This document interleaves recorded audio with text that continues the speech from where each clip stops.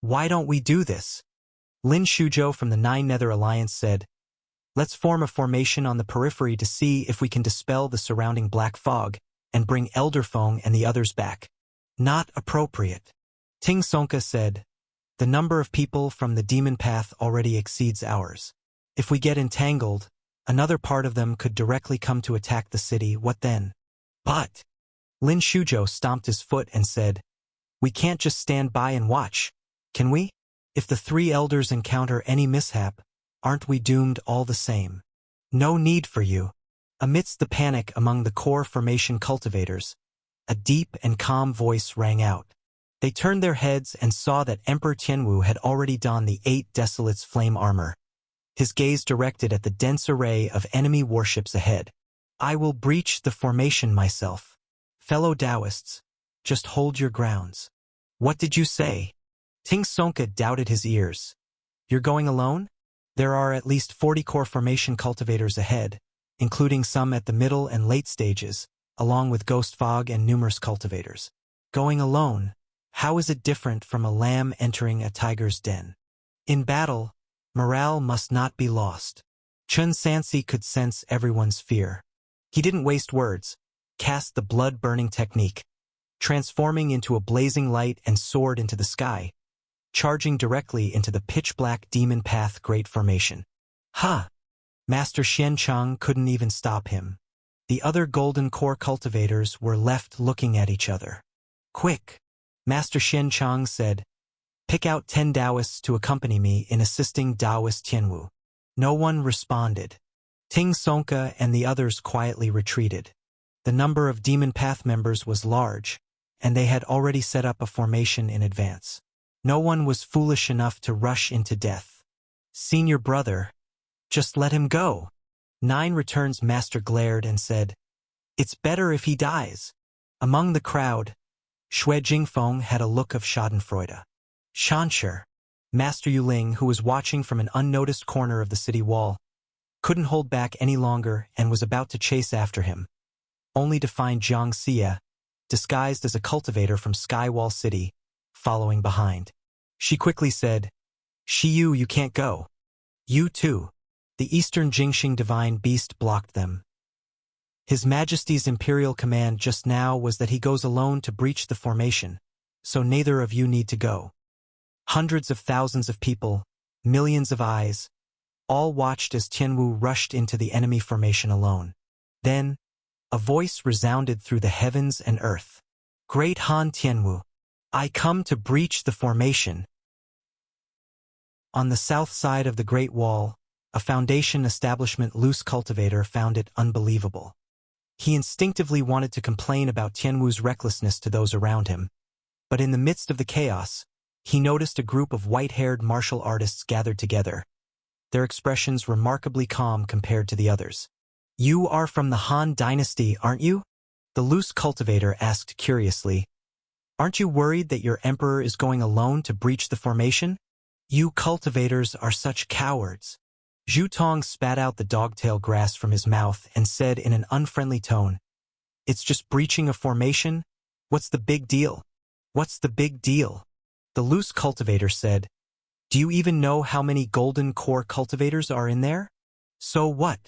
Xiong Chuan continued, don't worry, His Majesty knows what he's doing. You probably don't know our emperor, do you? Lu Jinkue patted the loose cultivator on the shoulder. If you spent more time with His Majesty, you'd know there's nothing much to it. Nothing much to it? Loose cultivator heroine was incredulous. You're telling me facing countless troops alone is nothing much. What? Does your emperor often do things like this? Nonsense, we're used to it. Xiong Chuan pulled out a jug of wine. Demon Path Formation. On the main ship, Sui Li Young Master was communicating with the cultivators on the other warships through the communication array. Steady the formation. Feng Qingyan and those old codgers were never a match for my Uncle 8 and the others. With the ghost fog added, it won't be long before they're taken down one by one. Then wait for my command to break through the great wall of demon suppression in one fell swoop. Rest assured, young master, we understand. An aged golden core cultivator clasped his fists and said, This time we will definitely break through Guangren Dao, then move from point to face to destroy the entire Great Wall of demon suppression and wipe out all 36 sects of the Sky-Water continent.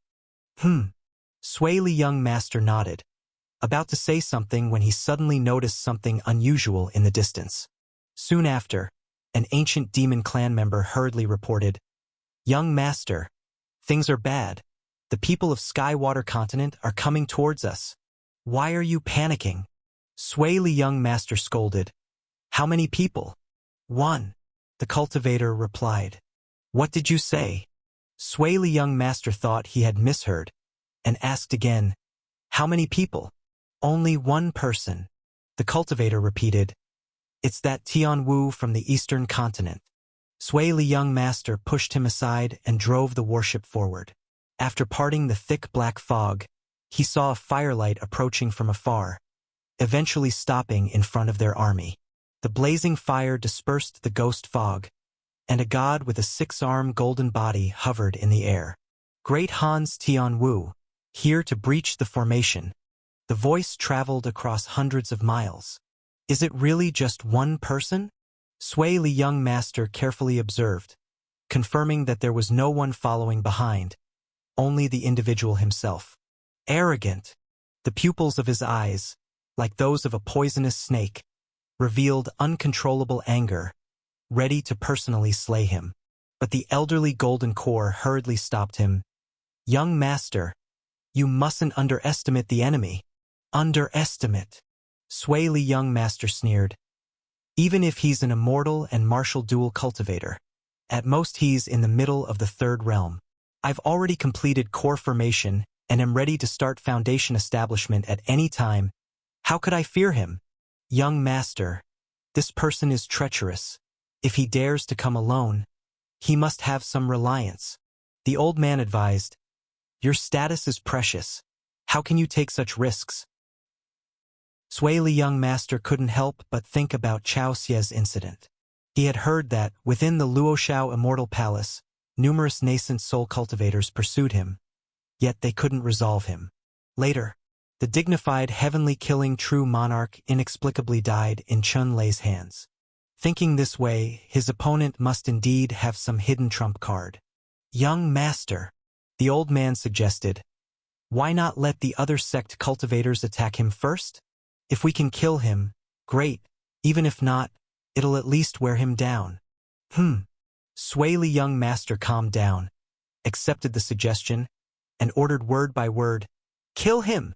With an order given, immediately over 20 core formation cultivators, along with hundreds of demon cultivators, charged towards the lone flame ahead.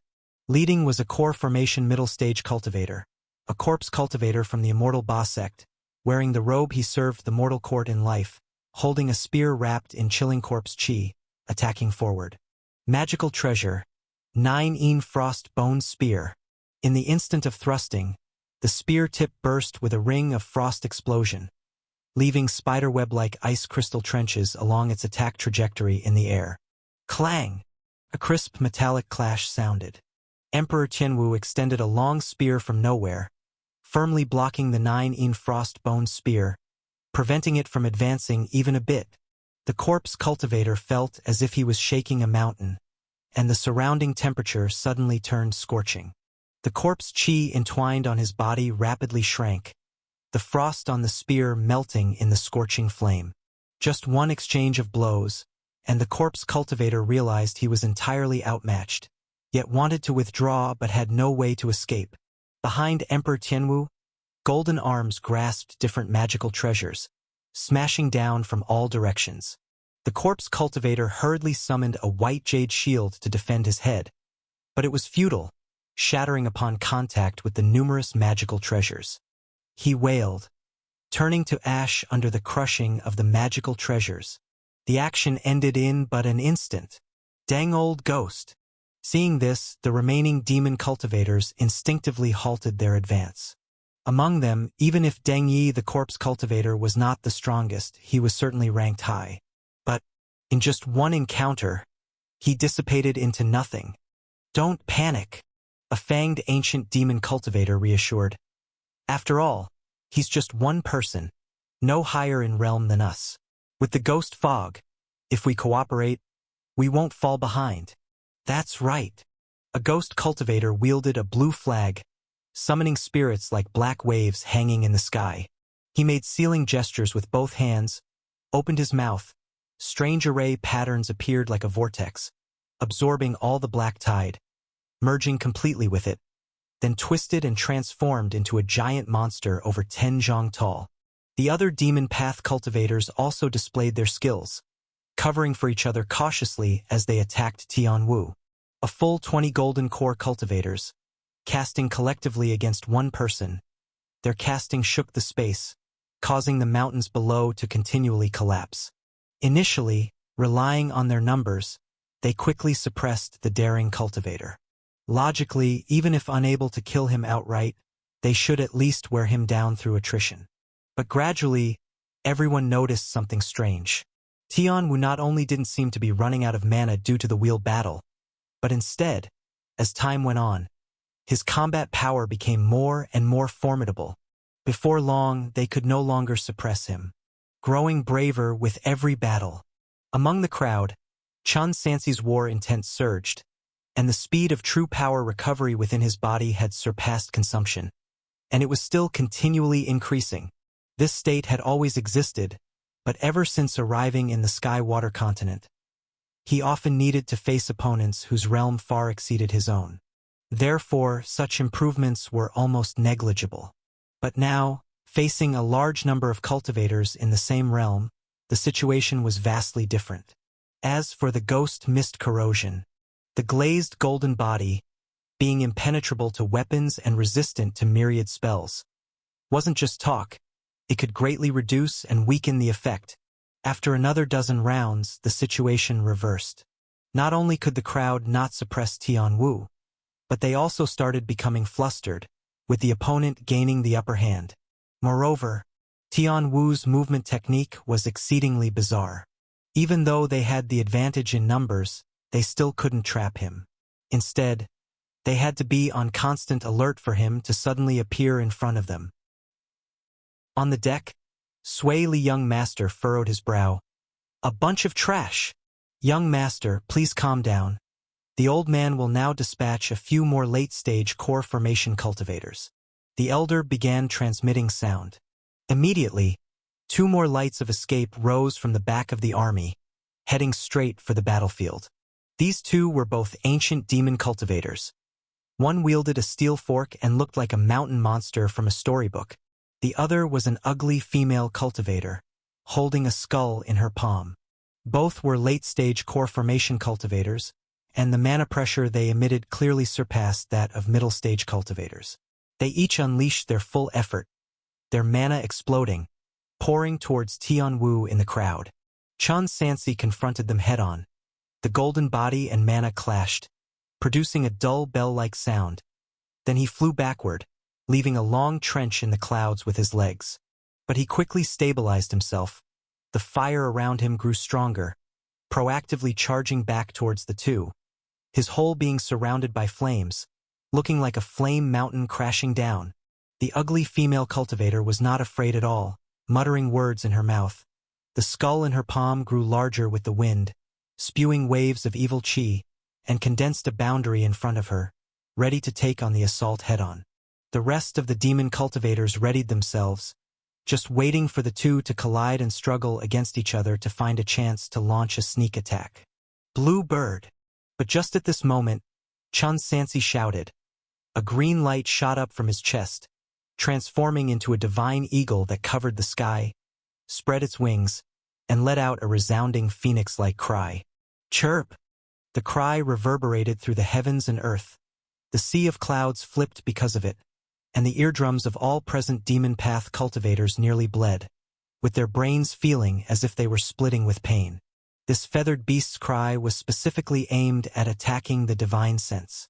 The ugly female cultivator was unprepared and momentarily stiffened.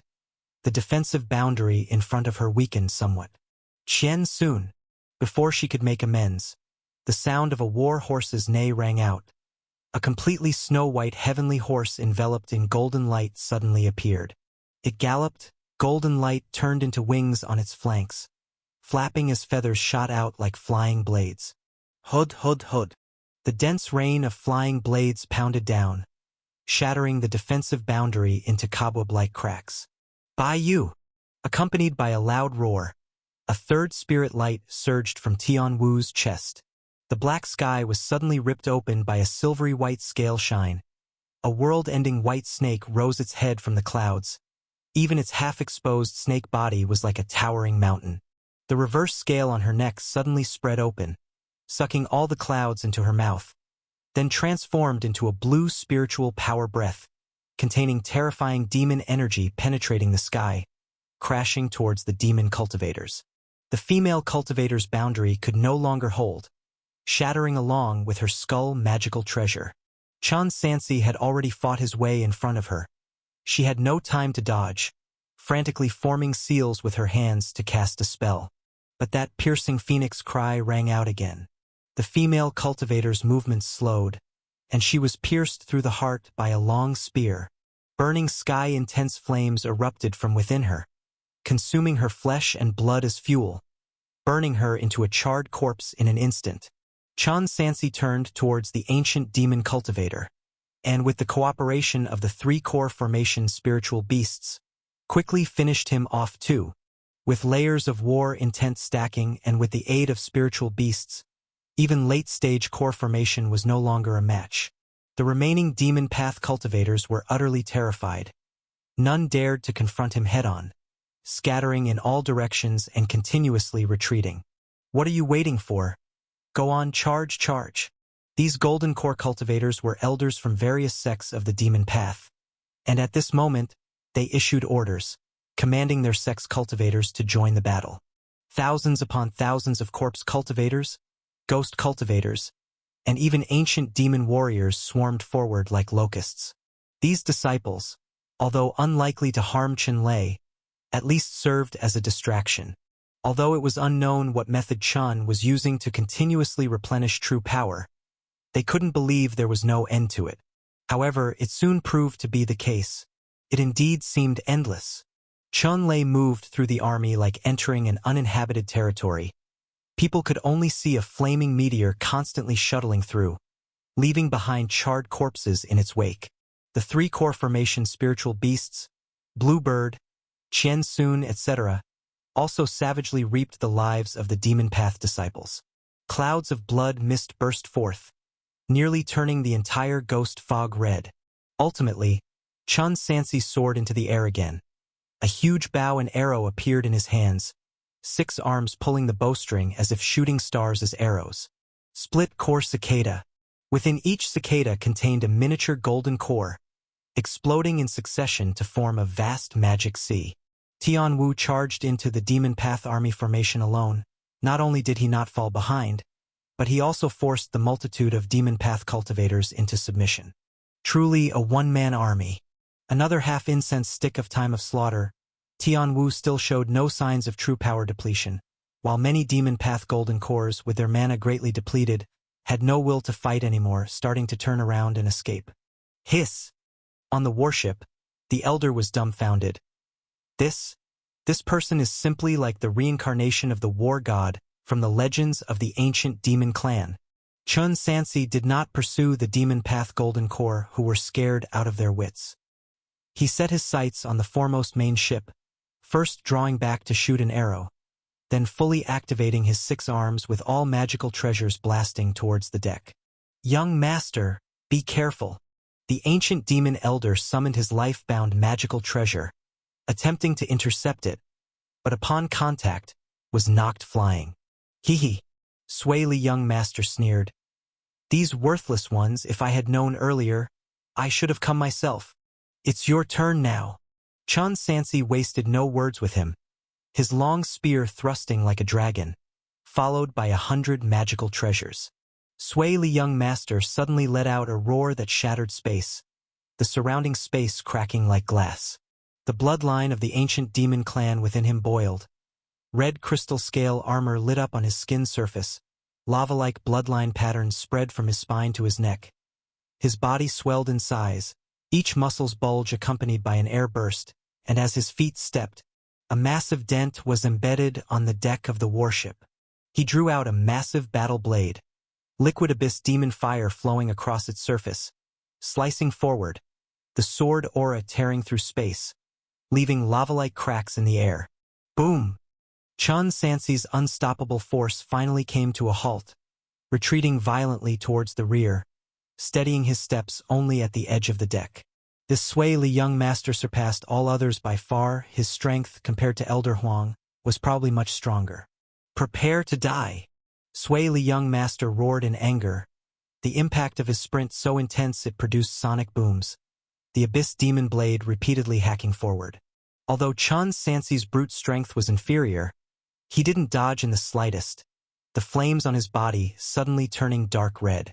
Soul refining true fire. Soul refining true fire.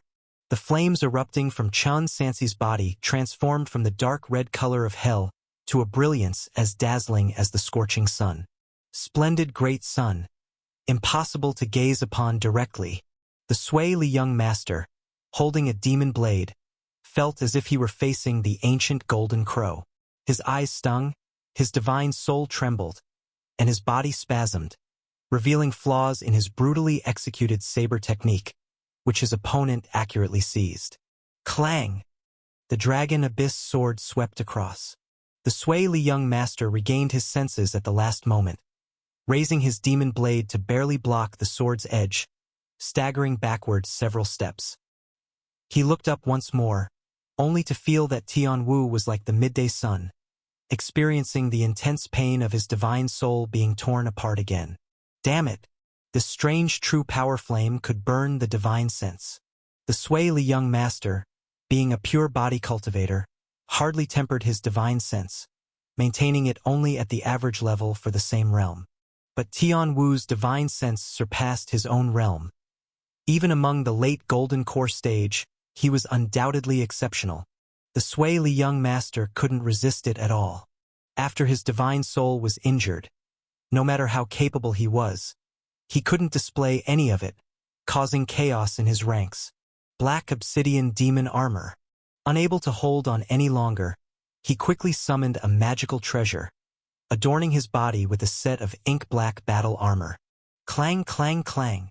Every strike from Chun Sansi's long spear and other magical treasures landed with a thunderous boom, sending the Sui Li young master flying backwards several hundred feet with each blow, until after 4 or 5 times, the black obsidian demon armor shattered.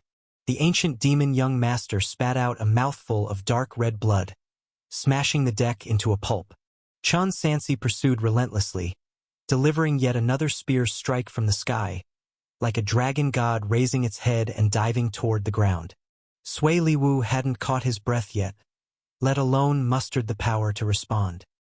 He hurried to draw a talisman, which transformed into a black cloak covered with dense pupil patterns upon activation. Talisman, Nether Shadow Cloak. At the moment the spear light was about to strike him, he merged with his own shadow, instantly slipping away several hundred feet. Boom! Chun Sansi's strike missed, leaving a deep pit in the deck. These warships were indeed quite sturdy. Despite the fierce combat on the ship, it was difficult to destroy them, and relying solely on brute force to break the formation on the ship would likely take considerable effort. But fortunately, he had a treasure on him. A split-core cicada carrying lamp oil flew out and self-destructed, spreading crimson flames in an instant to engulf the entire warship, reducing it and the demon blade cultivator on board to ashes. Just then, a gale arose, and a spark landed on the adjacent warship, like parasitic goo insects finding a new host, immediately proliferating to envelop it completely. Repeating this cycle, before long, the entire array of the Demon Path Army's warships turned into a sea of fire. Quickly extinguish the fire! The demon cultivators on each warship were panicked, desperately casting spells trying to extinguish the raging flames.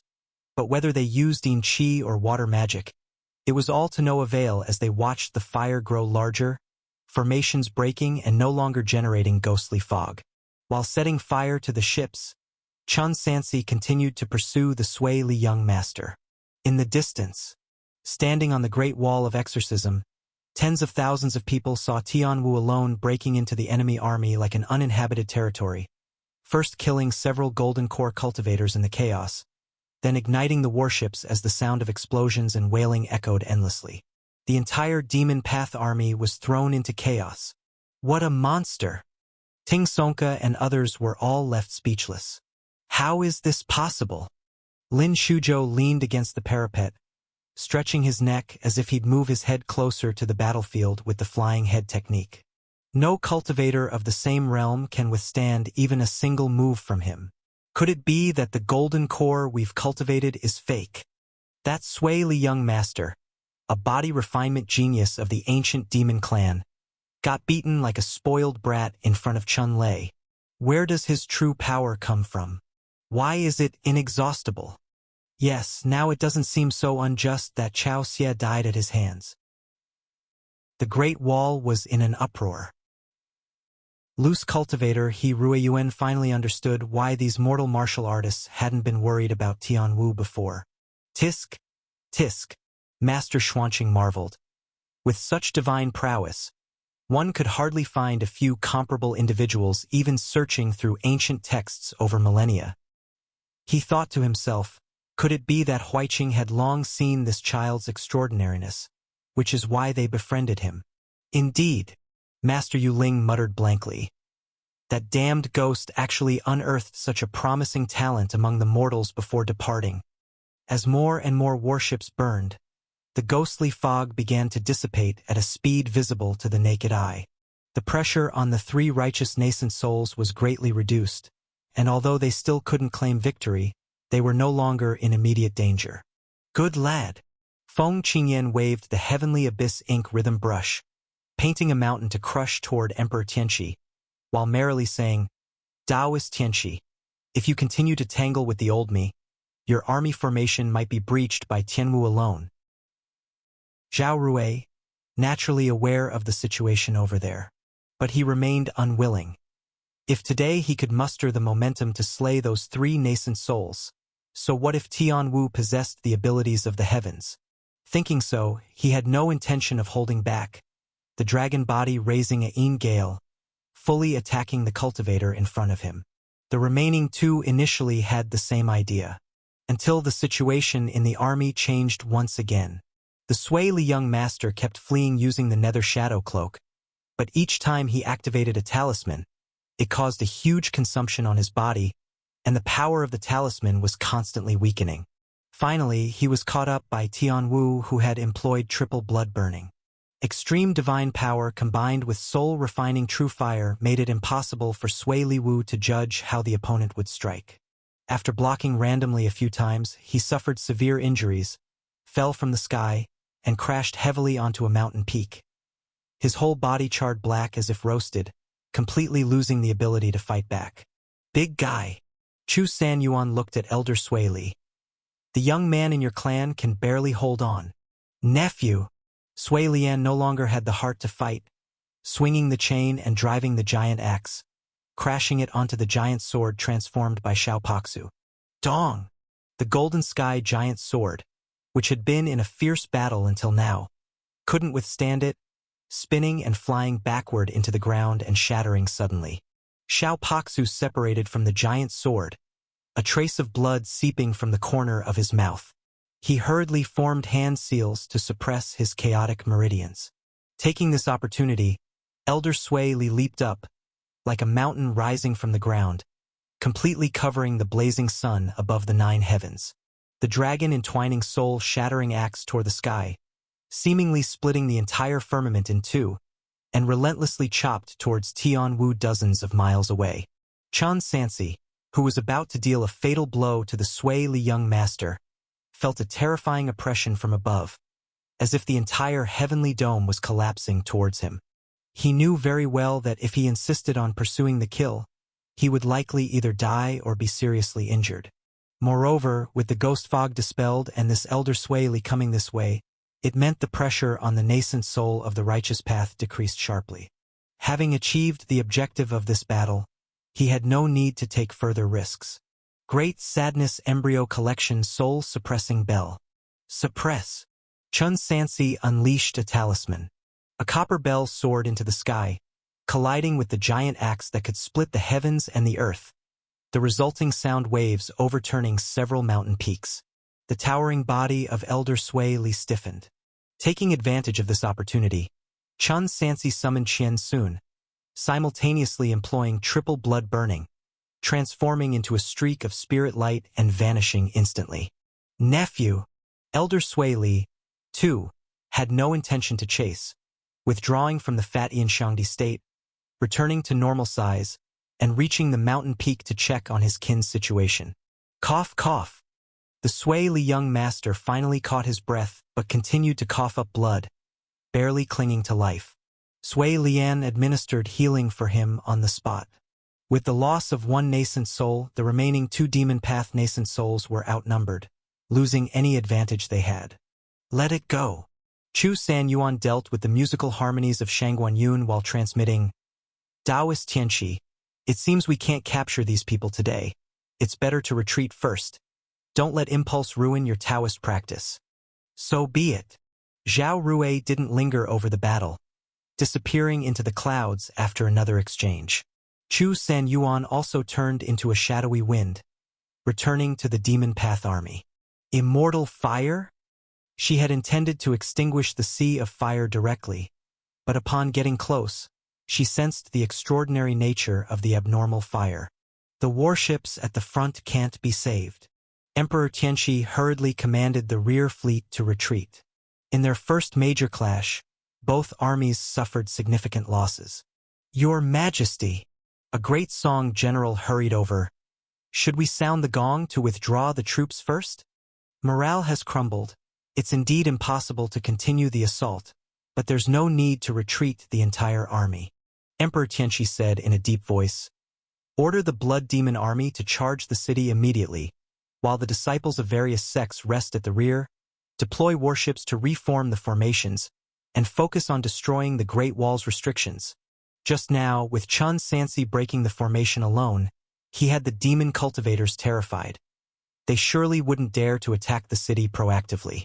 But the blood demon army is different. After demonic transformation, these mortals retained only a bloodthirsty instinct, knowing nothing of fear. Moreover, they can still reform the formation no matter how much time and cost it takes. As long as they can tear open the Great Wall, nothing can stop the demon path army. The 3 righteous nascent souls finally broke free and each returned to the Great Wall. He. Thank you, Taoist Tianwu, for your assistance. Feng Qingyan clasped his hands and said, if it weren't for you today, I'm afraid this old man would have suffered greatly. How shameful to say. Shangguan Yunji said, we 3 stand tall as nascent souls, yet needed Taoist Chun to rescue us. Xiao Paksu said nothing, just clasped his fists heavily in salute. Boom! Before Chun Sansi could speak, a loud noise erupted again from the front.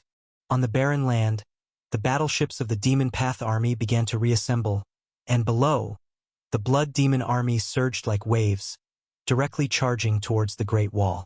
Incredibly, showing not the slightest intention of stopping. This great song emperor really treats the blood demons refined from mortals as expendables, not caring how many he loses so long as it slightly wears down the wall, as new batches can be produced anytime. But the great Han soldiers absolutely cannot be sacrificed this way. Chun Sansi took out the 100 deer-chasing Moonbow, personally leading the army to defend the wall. But alas, the wall stretches endlessly, and he could only oversee a portion. And merely 2 days later, the Demon Path army had brought in battleships again, reassembling them into a formation. Chains dropped from the bottoms of the warships, like roots of trees plunging into the earth, beginning to draw in the evil chi from the slaughter vein. Crimson evil chi flowed up the chains, coalescing in the center of the ship formation into an ancient divine beast. It resembled a dragon, 1,000 zhang long, its torso composed of flowing dark red evil crystals, the surface covered with reverse scale-like green bone armor, and the beast's head bore an abyssal maw that swallowed the evil chi whole, its powerful force causing the surrounding void to shatter like fragile glass. This is not good. Xiao Paksu's expression was severe. This is what we spoke of earlier, the devouring evil dragon formation. As his voice fell, a beam of purple-black light shot out from the beast's mouth. Like a waterfall pouring down or the Milky Way cascading, it struck the Great Wall with a tremendous crash. On the city wall, the Taishu demon suppression talisman, runes carved by the ancient great powers began to light up one by one, blue and gold spirit light rising to the sky, weaving into the Beidou heavenly gang array map at the dome, blocking the evil chi breath outside. But even so, everyone inside the wall felt the ground shake as if the mountains were swaying. Shangguan Yunji judged, "The power of this evil chi breath, I'm afraid, has reached above the 4th rank. No need to worry too much." Feng Qingyan said, "No matter what, the Great Wall is left by elder great powers, and even if they have the devouring evil dragon formation, it can't cause substantial damage in a short time." Before he finished speaking, everyone glanced over, seeing another divine beast condense in the barren land, followed by the second, the third. Every few hundred li, the devouring evil dragon formation would gather a divine beast to purely bombard the wall with evil chi. "They're really mad," Shangguan Yunji muttered softly. "With such consumption, I'm afraid after the battle, even the grade of the slaughter vein here will degrade." But similarly, facing such powerful destruction, the Great Wall requires a lot of spiritual energy to maintain the formation defense. 3 elders. Chun Sansi nodded and said, "Guangren Dao's Great Wall of Demon Subjugation has 3 array eyes in total, and the array eyes are relatively more vulnerable. I hope the 3 elders can each take people to guard one, so it would be the most foolproof plan." "No problem." Feng Qingyan agreed immediately. The other 2 also had no objections. Soon, the 3 of them each led a group of Golden Core cultivators to guard one array eye, while Chun Sansi stayed at the pass, dealing with the Blood Demon Army's invasion while overseeing the entire situation. Until the next morning, the Demon Path Army finally ceased their attack. But this peace is only temporary. From then on, every half-month, the Demon Path would repeat their tactics, first using the Blood Demon Army to attack the city, followed by using the Devouring Evil Dragon formation to exhaust the city protection array, occasionally having Demon Path nascent souls suddenly lead an assault on a certain array eye. On the surface, the Heavenly Water Righteous Path successfully defended the wall, but internally it had already fallen into a disadvantage, and the disadvantage continued to slowly widen. Following this course, the Great Wall will eventually be unable to hold. When that time comes, a single move could affect the entire situation. However, the nascent souls on their side are no match for the Demon Path's nascent souls in a direct confrontation, so they can only choose to defend passively for now. The best outcome would be for the other battlefields on the border to win major victories, bringing more Tianshui cultivators to support them. Thus, what they have to do is hold their ground. The battlefield has once again reached an impasse, with a standoff lasting over 2 years. With time passing unnoticed, it soon became the 32nd year of Tianwu. This very day, after Chun Sansi finished his routine patrol of the Great Wall, he returned to the central army tent to continue his cultivation. Cultivation technique. Swallowing fire technique. Golden Core middle stage. Progress. 96/1000. With the 3rd grade top grade spirit veins in Wushangyuan, along with the pill recipe obtained from the Luoshao Immortal Palace and his own heavenly spirit root talent, Chun Sansi's cultivation speed can be said to far exceed that of cultivators in the same realm. Yet, even so, at this rate, it would take at least 20 years to reach the late stage of the Golden Core. Accounting for martial arts as well, time would likely extend even further. But this may not be a bad thing. This great war cannot possibly end in a mere 3 to 5 years, and the longer it drags on, the more he can seize the opportunity to enhance his power. The premise is that the Great Wall does not fall. Thus, aside from cultivation, most of Chun Sansi's time is spent delving into array formation techniques. The Sanqing Palace in Skywall City, responsible for crafting formations, works tirelessly day and night to create various city defense arrays to place outside the Great Wall. These formations, mostly second-tier, naturally cannot withstand the devouring evil dragon formation, but they do help lessen the Great Wall's strain to some extent. Moreover, improving array formation techniques greatly benefits Chun Sansi. making it feasible to upgrade the destructive spirit array into a sealing spirit array, enhancing the spirit vein quality for the Eastern continent in the future. Skill. Formation, 3rd tier. Progress, 1750/2000. After personally setting up a 3rd-tier city protection array, Chun Sansi handed it over to Dongfang Jingxing for deployment at the border, then left his tent to head to the Tianshui cultivators' encampment in Skywall City. In the past half-month, the frequency of demon cultivators' assaults on the city slightly decreased, opting instead to use the devouring evil dragon formation to destroy the Great Wall's restrictions.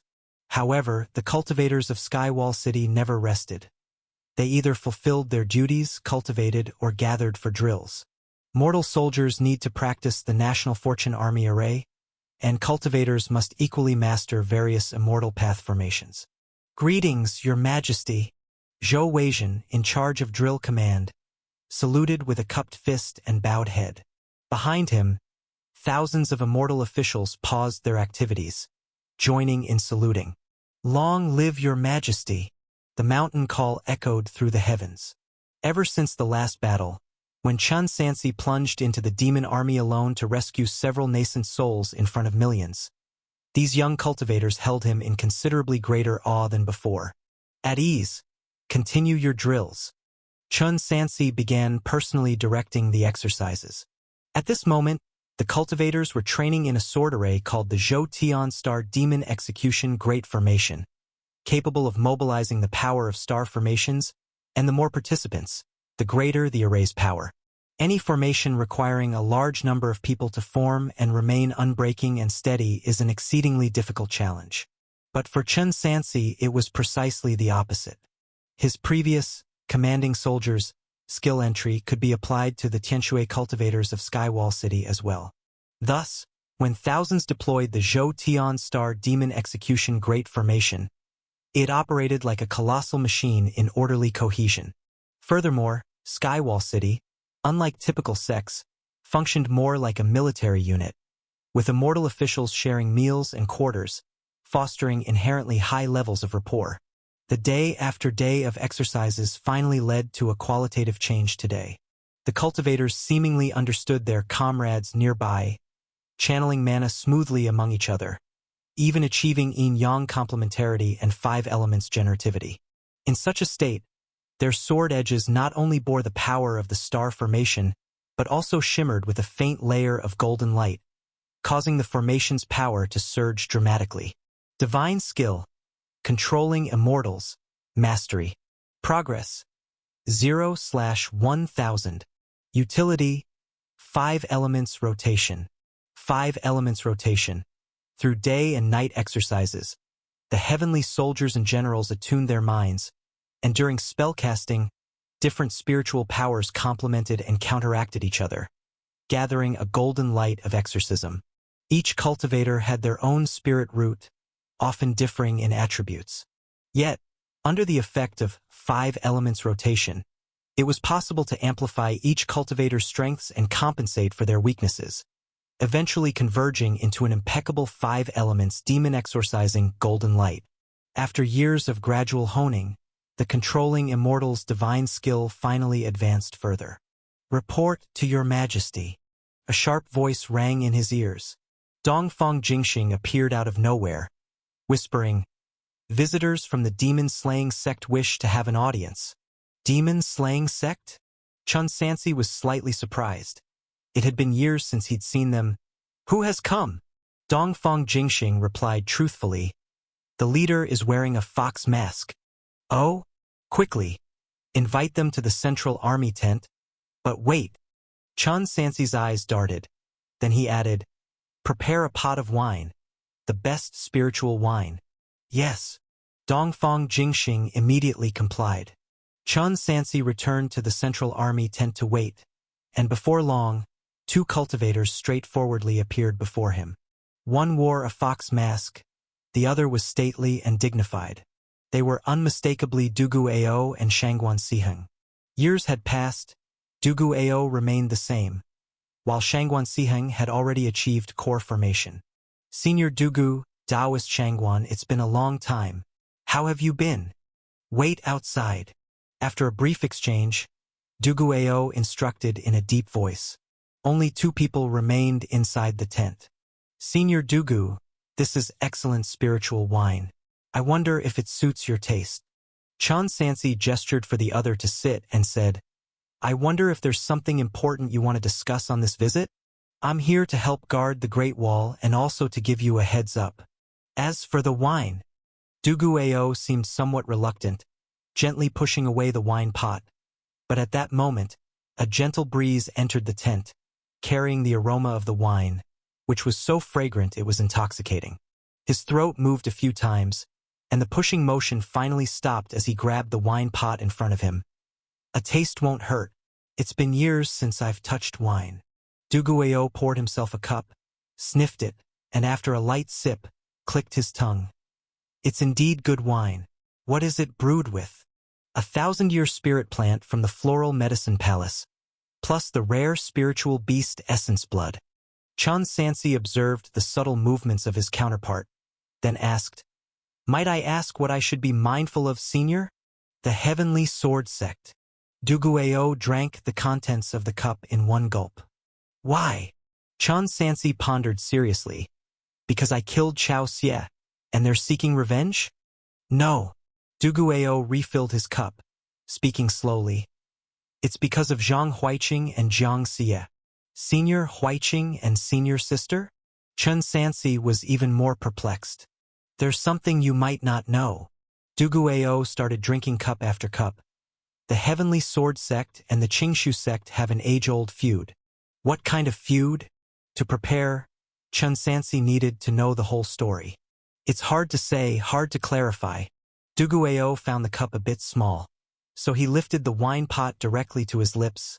It's probably about Tao Fortune. Tao Fortune. Chen Sansi searched his mind for the term.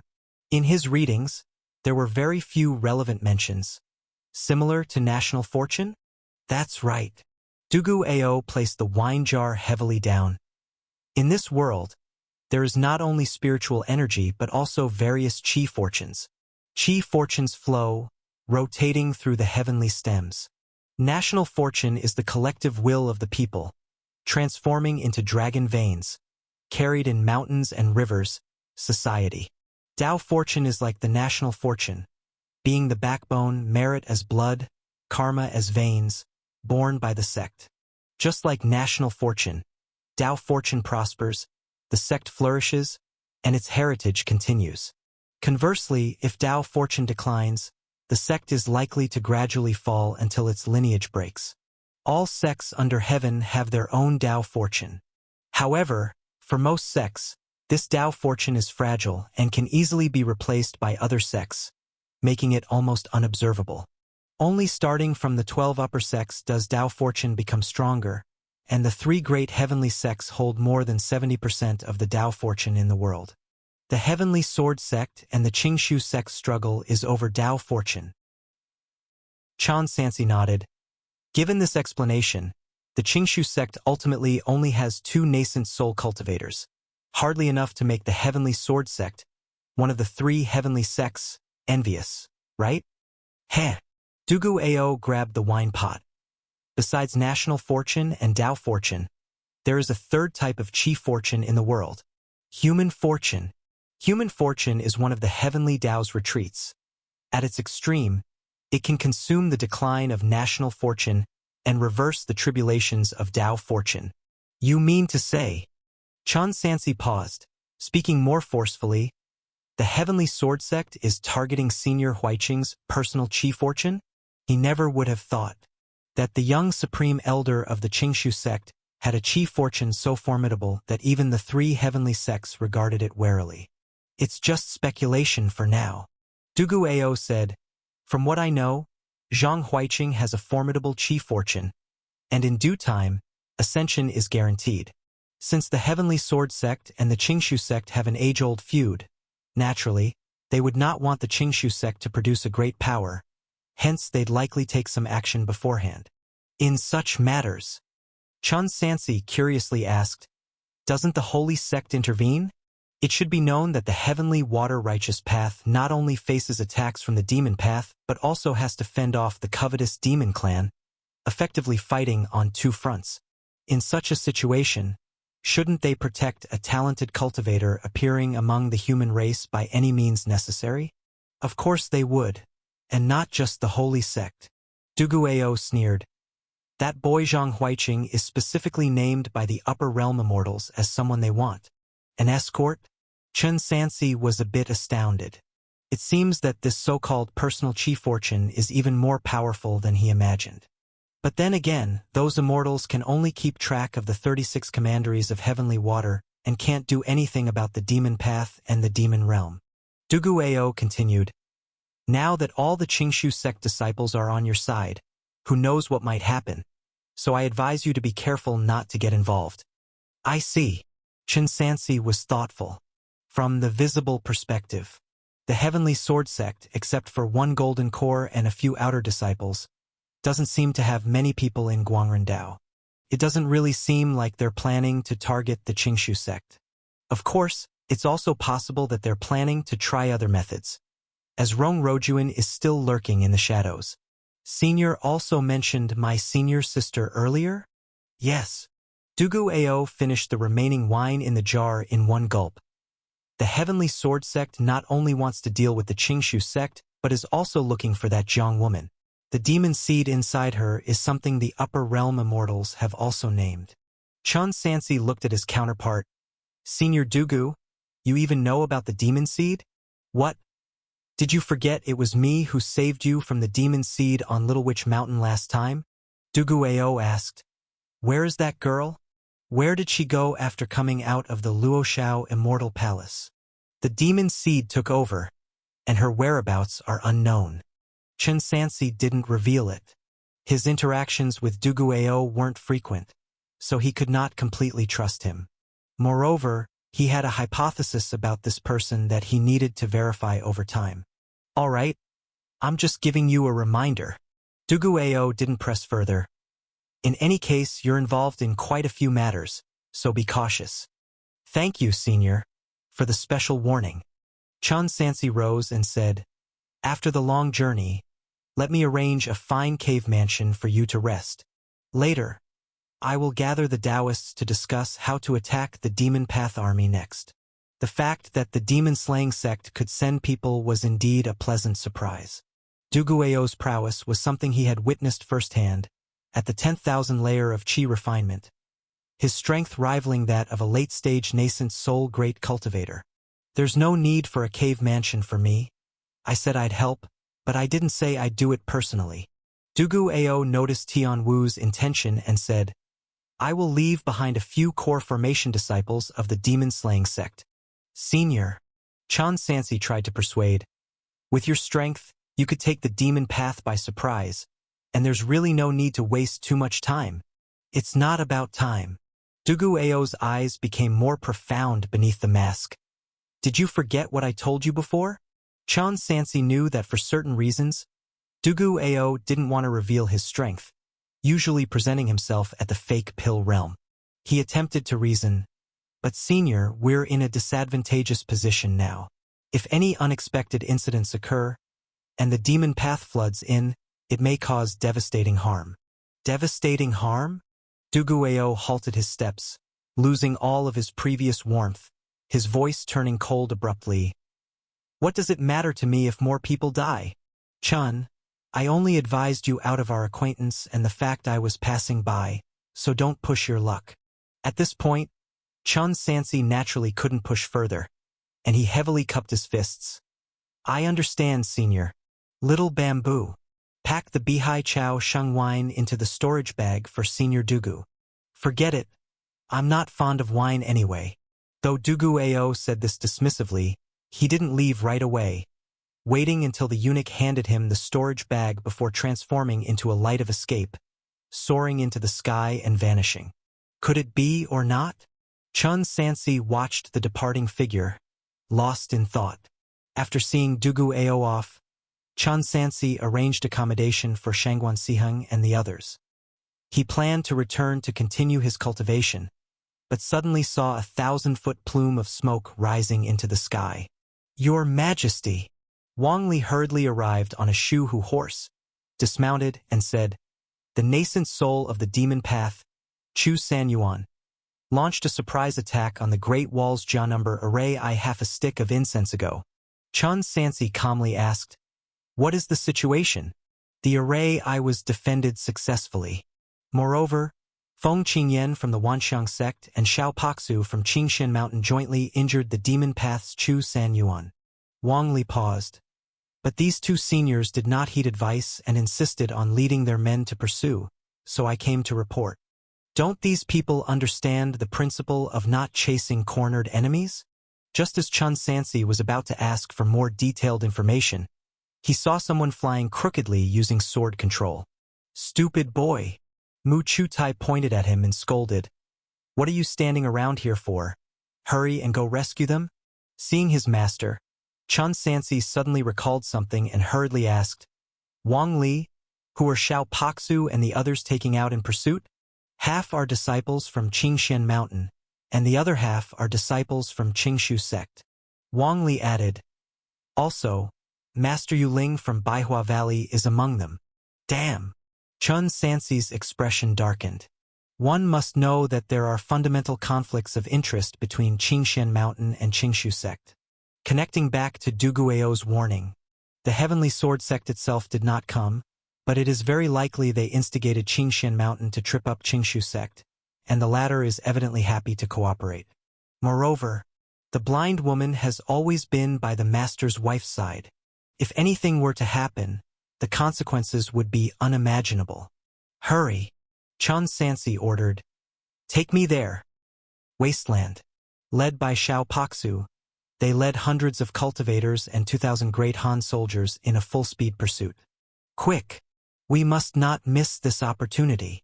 Xiao Paxu glared ahead.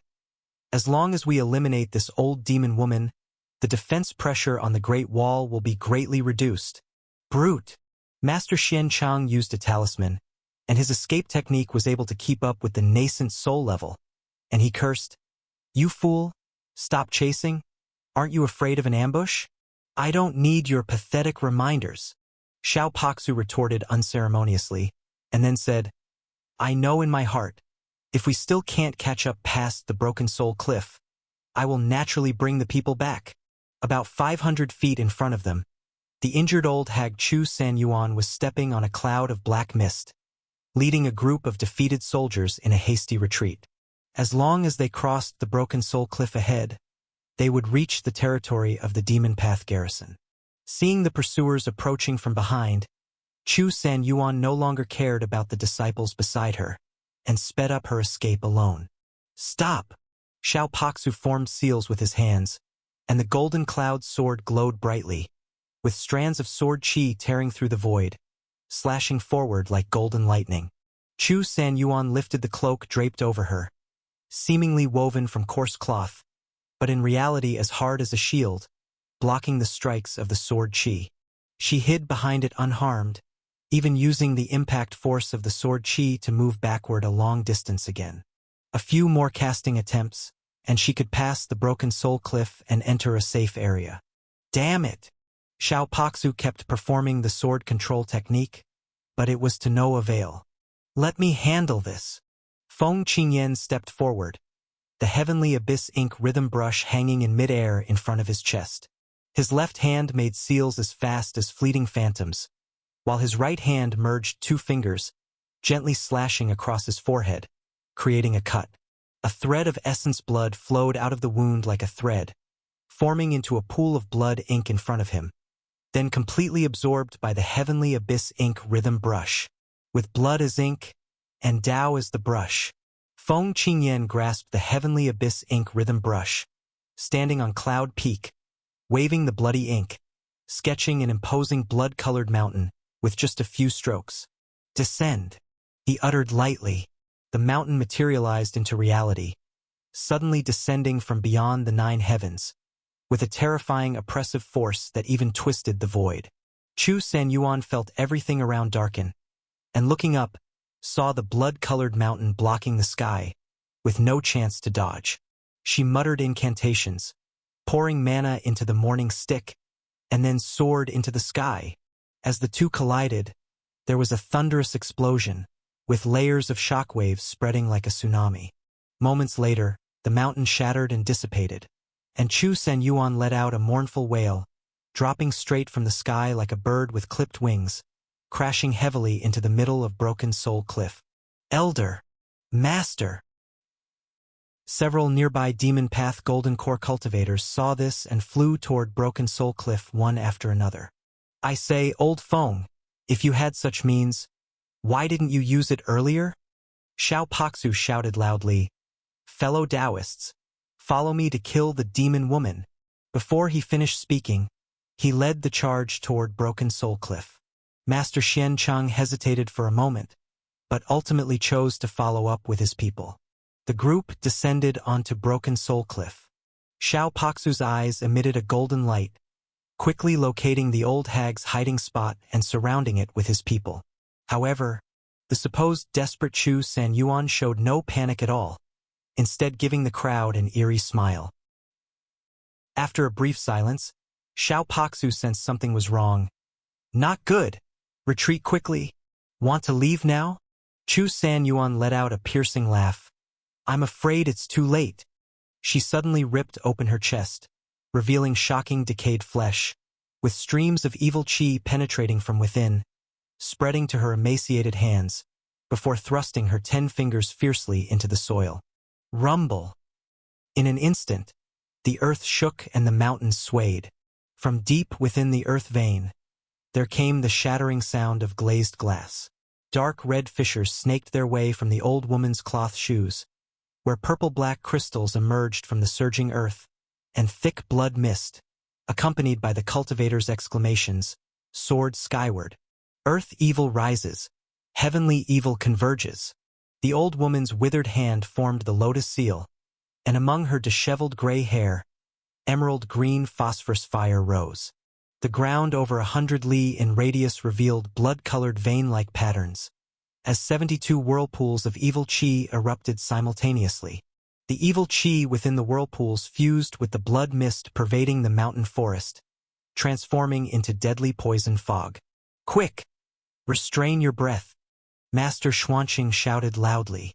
Yet even so, it was futile for the vast majority of cultivators. Their skin began to decay upon contact with the poison fog, and within just a few breaths, they turned into skeletons. Who is grabbing my leg? In the environment where even fingers couldn't be seen, everyone looked down to see countless rotting corpse arms emerging from the earth like white lotus blossoms. Slight carelessness led to cultivators being dragged underground by these arms, buried with cries of despair, never to be seen again. Corpse after corpse climbed out from the soil, and ghost after fierce ghost coalesced in the air, then rushed like floods and beasts toward the living within the formation. 100 Fiends Formation. Xiao Paksu's face looked grim. This formation's killing power was something even nascent soul cultivators could handle, but the endless interference, along with the boundary above, was the real trouble. They were trapped at Soul-Cutting Cliff. You Xiao! Master Xuanqing cursed angrily. You fool! Don't you know not to chase a cornered enemy? I suspect you've colluded with the demon path, deliberately luring us here to be killed. Damn you! Xiao Paksu retorted. I want you dead, but I'm a principled person. I would never cooperate with the demon path.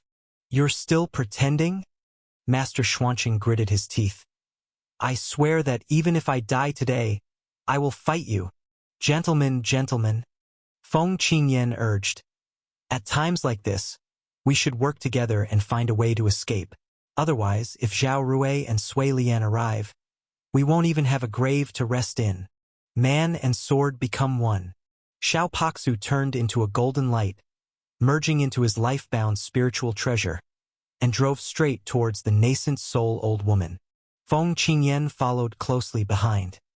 Outside Soul-Cutting Cliff, Chun Sansi led Shangguan Yunji and numerous cultivators to come to the rescue, only to see the scene of the formation sealing the mountain ahead. This is bad. Shangguan Yunji glanced at the surging black clouds at the end of the wasteland. Zhao Rui and his people are also on their way. Chun Sansi said, Senior Shangguan, we must give it our all to hold them back, to buy time for Senior Xiao and the others. I can drag one of them. It shouldn't be a problem. Shangguan Yunji voiced concern. But you? Can you truly hold on? Even if I can't, I must. Chan Sansi activated the glazed golden body, wielding various magical treasures with his 6 mysterious arms, casting triple blood burning, fearlessly charging toward the demon path army. 100 li away, aboard the warship. Him again. Sui Liwu, not yet healed from his injuries, looked at the rapidly approaching fire light, devoid of his previous arrogance. He swallowed and instinctively took a step back. Quick! Quick! Stop him! Nephew! Today your 8th uncle is here. No one can harm you. Sui Lian stepped forward, causing a sonic boom in flight as he swung the chain giant axe at the fire light. Emperor Tianshi Zhao Rui then summoned the nascent soul corpse puppet, merging with it, heading straight for the nascent soul female cultivator. Chan Sansi dared not directly confront the moves of nascent soul cultivators, so he continuously used escape techniques to dodge sideways, barely avoiding the axe coming his way.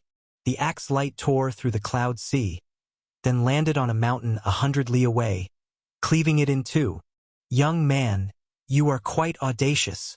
Sui Lian spoke, hot white mist spraying from his nostrils. Do you really believe you can sweep through golden core cultivators, not even caring about 4th realm cultivators?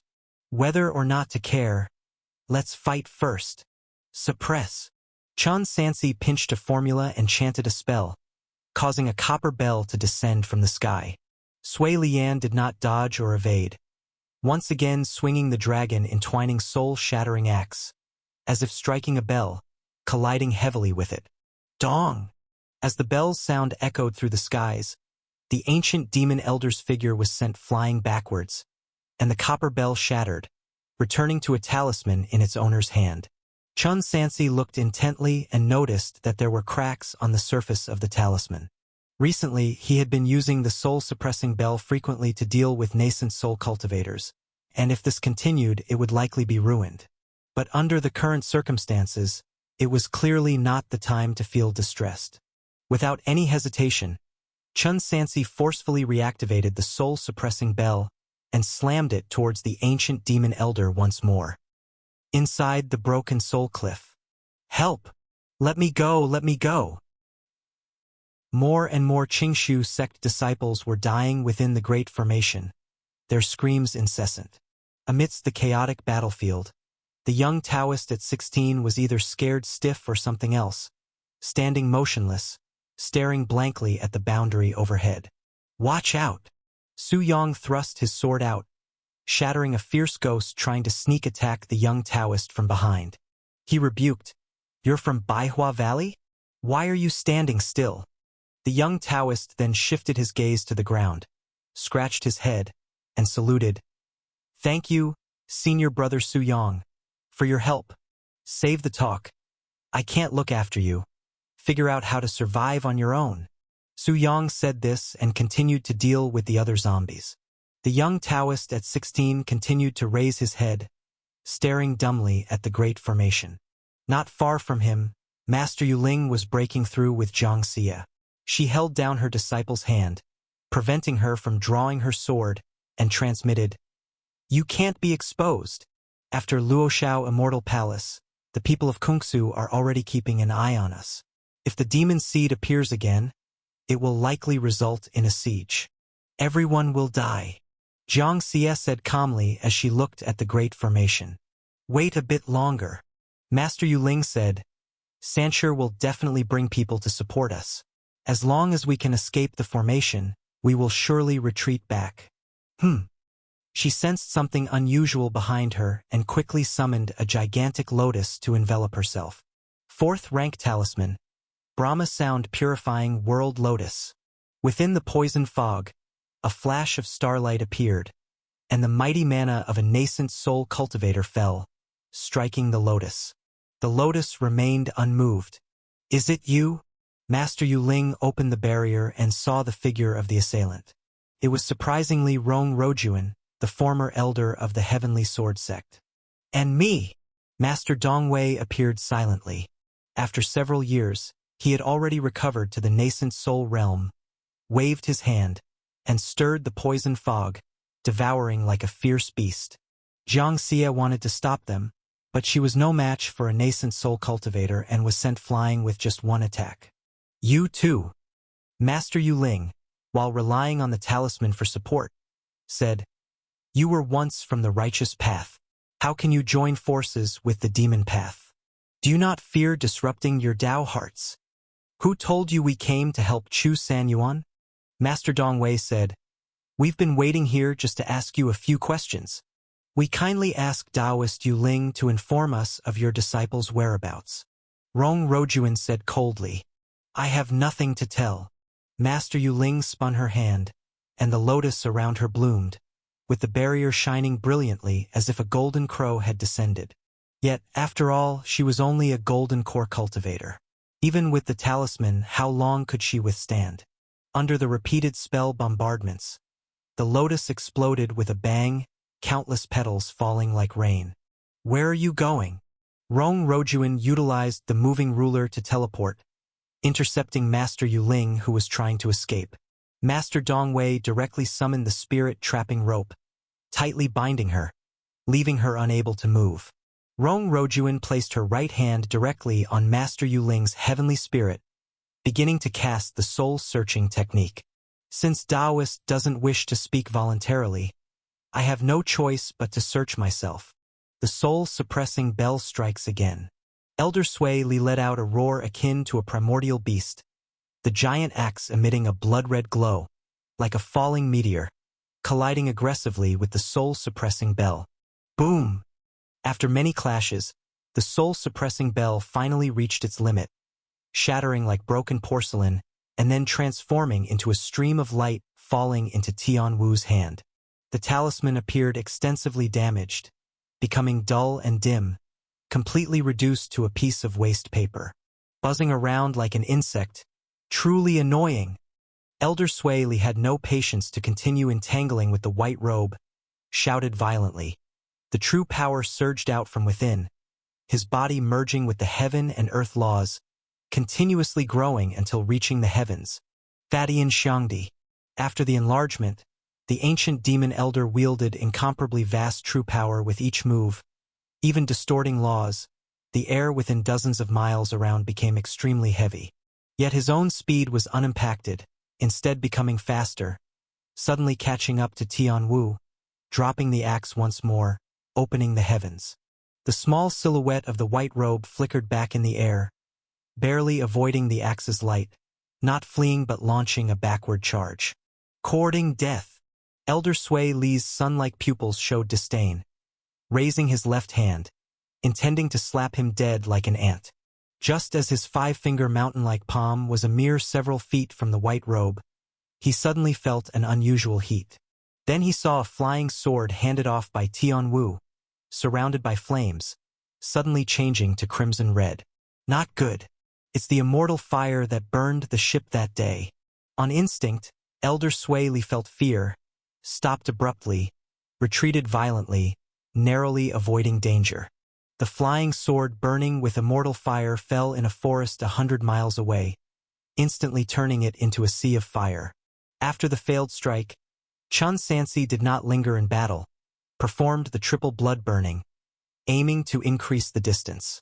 "This fire in your hands is indeed a waste. Let me have it." Sui Lian was not willing to let go easily, crossing several mountains with each step, catching up after just a few steps. But at this moment, Chun Sansi suddenly turned his head back and drew his bow for archery. Densely packed goo insects shot forth like bullets. Each small split-core cicada scattered and surrounded the ancient demon magic image. Then each exploded in succession, raising a crimson firestorm. That fire again! Elder Sui Li hastily summoned a shield as tall as 1,000 feet, resembling a heavenly pillar, to block in front. Under the erosion of the firestorm, this fourth-rank defensive spiritual treasure shockingly melted and deformed visibly. Although successfully stopping the flame from spreading further, the spiritual treasure was destroyed on the spot. During the delay, Tian Wu had already escaped dozens of miles away again. Elder Sui Li felt like facing an indestructible fly, entering a rage, overturning countless peaks and hills, chasing nearly madly. Chan Sansi waited until the opponent was behind him, then repeated the technique, using the immortal treasure Strange Fire to push back the ancient demon once more. The cycle continued, delaying time, but doing so consumed enormous amounts of lamp oil. In this short period, it used more than his recent decades of usage. Moreover, the opponent is after all a fourth realm martial cultivator. Once prepared, such tricks would become less effective. Chan Sansi looked towards Broken Soul Cliff. The blood-colored boundary remained as steady as a mountain, indicating that the teacher and others fear they cannot escape quickly. But he and Shangguan Yunji could not hold out much longer. Master! Chan Sansi looked into the distance, at Lord Taishan hiding behind a boulder watching the battle. Did I guess wrong? Watch where you can escape now. A loud roar echoed across heavens and earth. Sui Li eventually caught up, uprooted a peak, then slammed it heavily towards the white robe. Chan Sansi, despite his powerful immortal fire, could not instantly turn the entire rocky mountain to ash. With no time to dodge, could only choose to stand firm. His meridians surged, true power boiled. Flames erupted from him, evaporating cloud layers. Muscles of his 6 golden arms knotted like a celestial deity's rage, crashing towards the mountain. The sound of layers exploding was unending. Chan Sansi fiercely pierced through the mountain, but following it was another heaven-opening giant axe.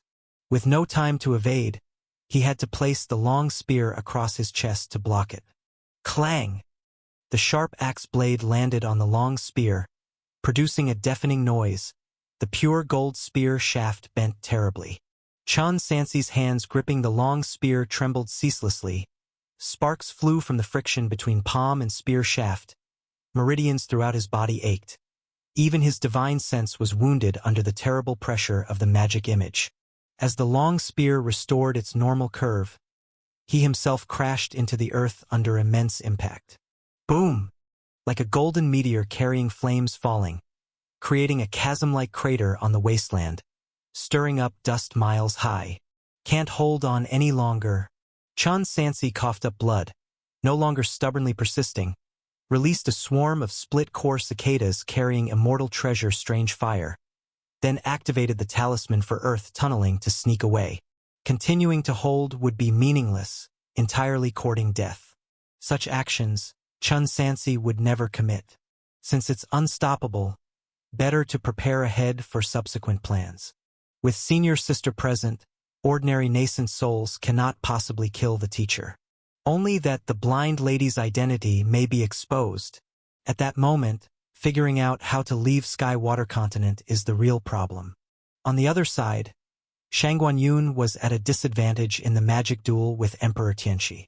She plucked the zither strings, the notes surging like waves, trapping the nascent soul corpse puppet, then retreated as well. Zhao Rui slashed through the tide but didn't pursue.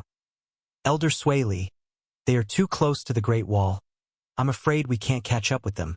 We shouldn't waste time. Instead, let's head to Broken Soul Cliff and deal with Xiao Paksu. We can still break through the Great Wall. Dong! Sui Lian suppressed his anger. All right. The two headed straight for Broken Soul Cliff. Your Majesty!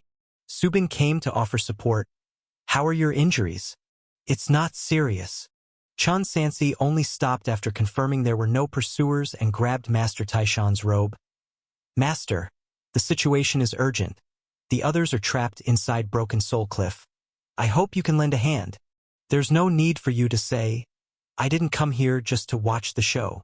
Master Taishan pointed and said, although my research into formations wasn't deep, breaking a mere 4th rank lower grade formation should be no problem. The formation at Broken Soul Cliff is called 100 Evil Weaving Array. Follow my instructions to prepare the materials, and within 2 hours we can break it.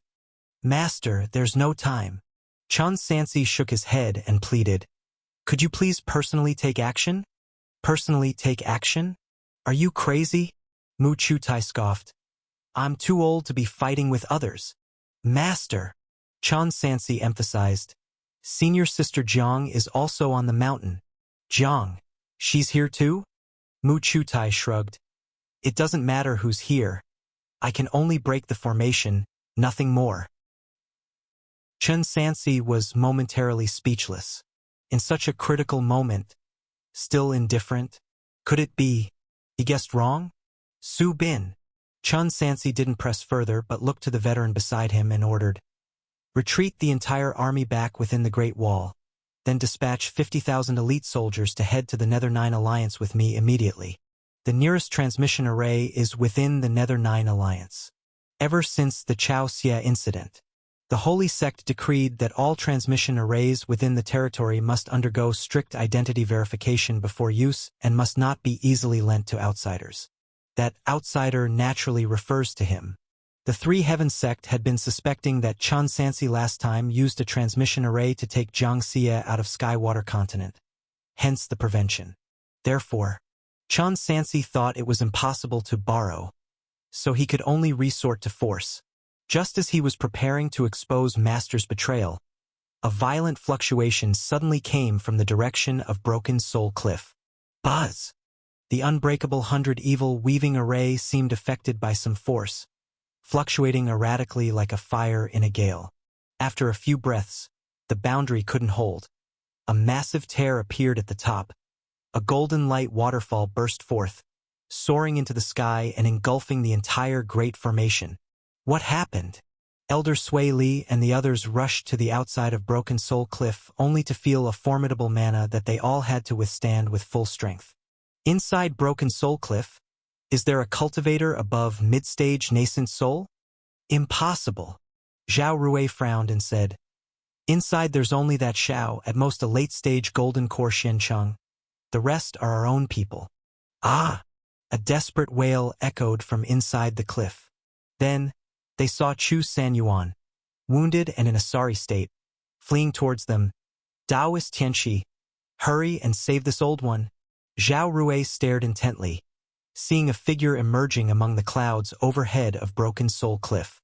This person was shrouded in auspicious light, floating under the scorching sun, seemingly using some divine skills, making it hard to see his face clearly, only vaguely discerning from the outline that it was a man. His cultivation realm wasn't the mid-stage nascent soul sensed earlier, but a core formation perfection. "Who are you?" Zhao Rui asked vigilantly.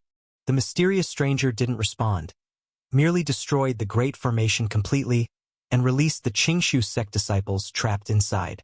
Acting mysterious, Sui Lian's copper-cast massive body shattered the canopy clouds, wielding the soul-shattering axe, enveloped in molten lava, slicing through the clouds straight towards the mysterious person, carving a web-like burnt crack in the air. The mysterious core formation perfection, facing the full power strike of a Dharma Image Realm martial cultivator, didn't even think of evading. A 3-inch charred wooden sword suddenly slid out from his sleeve. Its cracked patterns erupted with azure brilliance, like a Tao Tai, absorbing the entire wilderness's spiritual energy within. Spring of 10,000 tribulations. The mysterious person lightly tapped the sword handle with his fingertip. The wooden sword instantly transformed into a towering divine wood giant sword. Its tip touched the axe blade. In an instant, like the beginning of the wild, the clear light tore the sky apart, stripping away the ancient demon true chi layer by layer from the giant axe. Sui Lian's huge body staggered backward, shock reflected in his eyes. "Ancient treasure? No need to fear him," Zhao Rui calmly stated. "Even if the golden core body can wield an ancient treasure, it won't last long." With that, he turned into a dead zombie divine dragon, clutching 9 long knives in its claws, engulfed in sinister evil chi, swirling into a tornado brimming with sword aura. Sui Lian also struck again. The mysterious person didn't intend to linger in the battle facing the two-pronged attack. Instead, with a wave of his hand, controlled the flying sword ancient treasure to repel them. His body began to fade, merging into the gentle breeze, disappearing instantly. Sui Lian and his companion struck empty. 4th rank top-grade escape technique. Zhao Rui clicked his tongue, probing with his divine sense for a long time without finding a trace. During the delay, those previously trapped in Broken Soul Cliff had already retreated within the Great Wall. "Damn it!" Even the usually composed Emperor Tianqi was a bit embarrassed and furious after the plan fell through, and with a wave, he cleaved a chasm in the wilderness. "Just let it go like this?" Sui Lian said unwillingly. "We managed to lure them out with great difficulty." "No." Zhao Rui took a deep breath, maintaining calm in his judgment. "Daoist Chu is injured, the origins of the mysterious stranger unclear. It isn't prudent for us to pursue rashly, better to retreat for now. With an inside informant, there'll be another chance, no need to rush." The Great Wall. Chun Sansi and Shangguan Yunji were receiving the returning crowd. Xiao Paxu and Feng Qingyan were lightly injured, but the rest of the Qingshu sect disciples suffered heavy casualties. Chung Sansi brought Master Yuling and Jiang Xie back to the tent, then asked, "Mistress, how are you?" "I'm all right." Master Yuling took an elixir pill and sat cross-legged to recuperate. Jiang Xie shook her head, indicating she was fine. Chun Sansi processed everything he had just witnessed. He had mentally prepared for the reemergence of the demon seed and his plan to seize the transmission array to send it back to the eastern continent. Unexpectedly, out of nowhere, a mysterious cultivator appeared. Fortunately, all ended safely. Chun Sansi couldn't help asking, "Mistress, who was that mysterious person?" Master Yuling replied, "I don't know either. I was restrained and almost underwent soul search and soul refining. Fortunately, that mysterious Taoist appeared and saved me." "Didn't see." Jiang Xie also expressed ignorance. Chun Sansi thought it strangely. Under such circumstances, it was clear the mysterious person appeared from within Broken Soul Cliff. If not a fellow Taoist inside the team, could it be a loose cultivator residing on Broken Soul Cliff? Too incredible. But, if the mysterious person is one of us, why hide his identity? Chun Sansi felt a peculiar sensation. Ever since entering the Qingshu sect years ago, he felt as if a thick fog had shrouded around him. And beyond this fog, there might be a far-reaching connection. Who is that person? The location of the Demon Path's military camp, Bone-Eroding Mountain. Sui Lian paced back and forth angrily. Chu San Yuan sat cross-legged, regulating his breath. Zhao Rui sat on the bronze dragon chair. In front of the three of them were two other nascent soul cultivators. Sui Lian accused, "Both of you were at Broken Soul Cliff, and you didn't even see who it was clearly?" "It happened suddenly. That person was covered in ancient treasures. It was inconvenient for us to reveal ourselves, and we didn't engage in a conflict, so we indeed couldn't see through the disguise." Master Dongwei paused. "However, one thing is certain. That person is hiding among the Qingshu sect's team." "Oh." Zhao Rui leaned forward slightly. "Taoist, can you confirm this?" "I can confirm it." Rong Rojuan took over the conversation. "Before you made your move, I used my divine sense to probe everywhere within 100 miles, and there was absolutely no one who hid at Broken Soul Cliff in advance." "Interesting." Zhao Rui squinted his eyes. "In my impression, the Qingshu sect was just a second-rate golden core sect. Yet in just over a decade, first Zhang Huiqing and Su Taisu advanced to the mid-stage nascent soul, and now there is this remarkable Taoist. They are up to something big." "Strange," Sui Lian said in a deep voice. "Since there is such a talented person in the Qingshu sect, why have they remained hidden during the years of confrontation between the two armies?" Everyone looked at each other, unable to guess the reason behind it. In any case, if this person is still around. Chu San Yuan opened his eyes, his voice hoarse. "Guangren Dao is probably hard to conquer." "You too." Sui Lian looked at the two righteous cultivators. "Since you want to help us, why be so sneaky and hide in the shadows?" "Elder Sui Li." Master Dongwei raised an eyebrow. "Do not speak carelessly. I have made it clear that the two of us will only help kill Chen Lei, and will not lay a hand on anyone else, let alone help you attack the Great Wall." "Pretending to be righteous?" Sui Lian said coldly. "I can't stand the hypocrisy of you human race cultivators, wanting benefits without any blame. What does that make you?"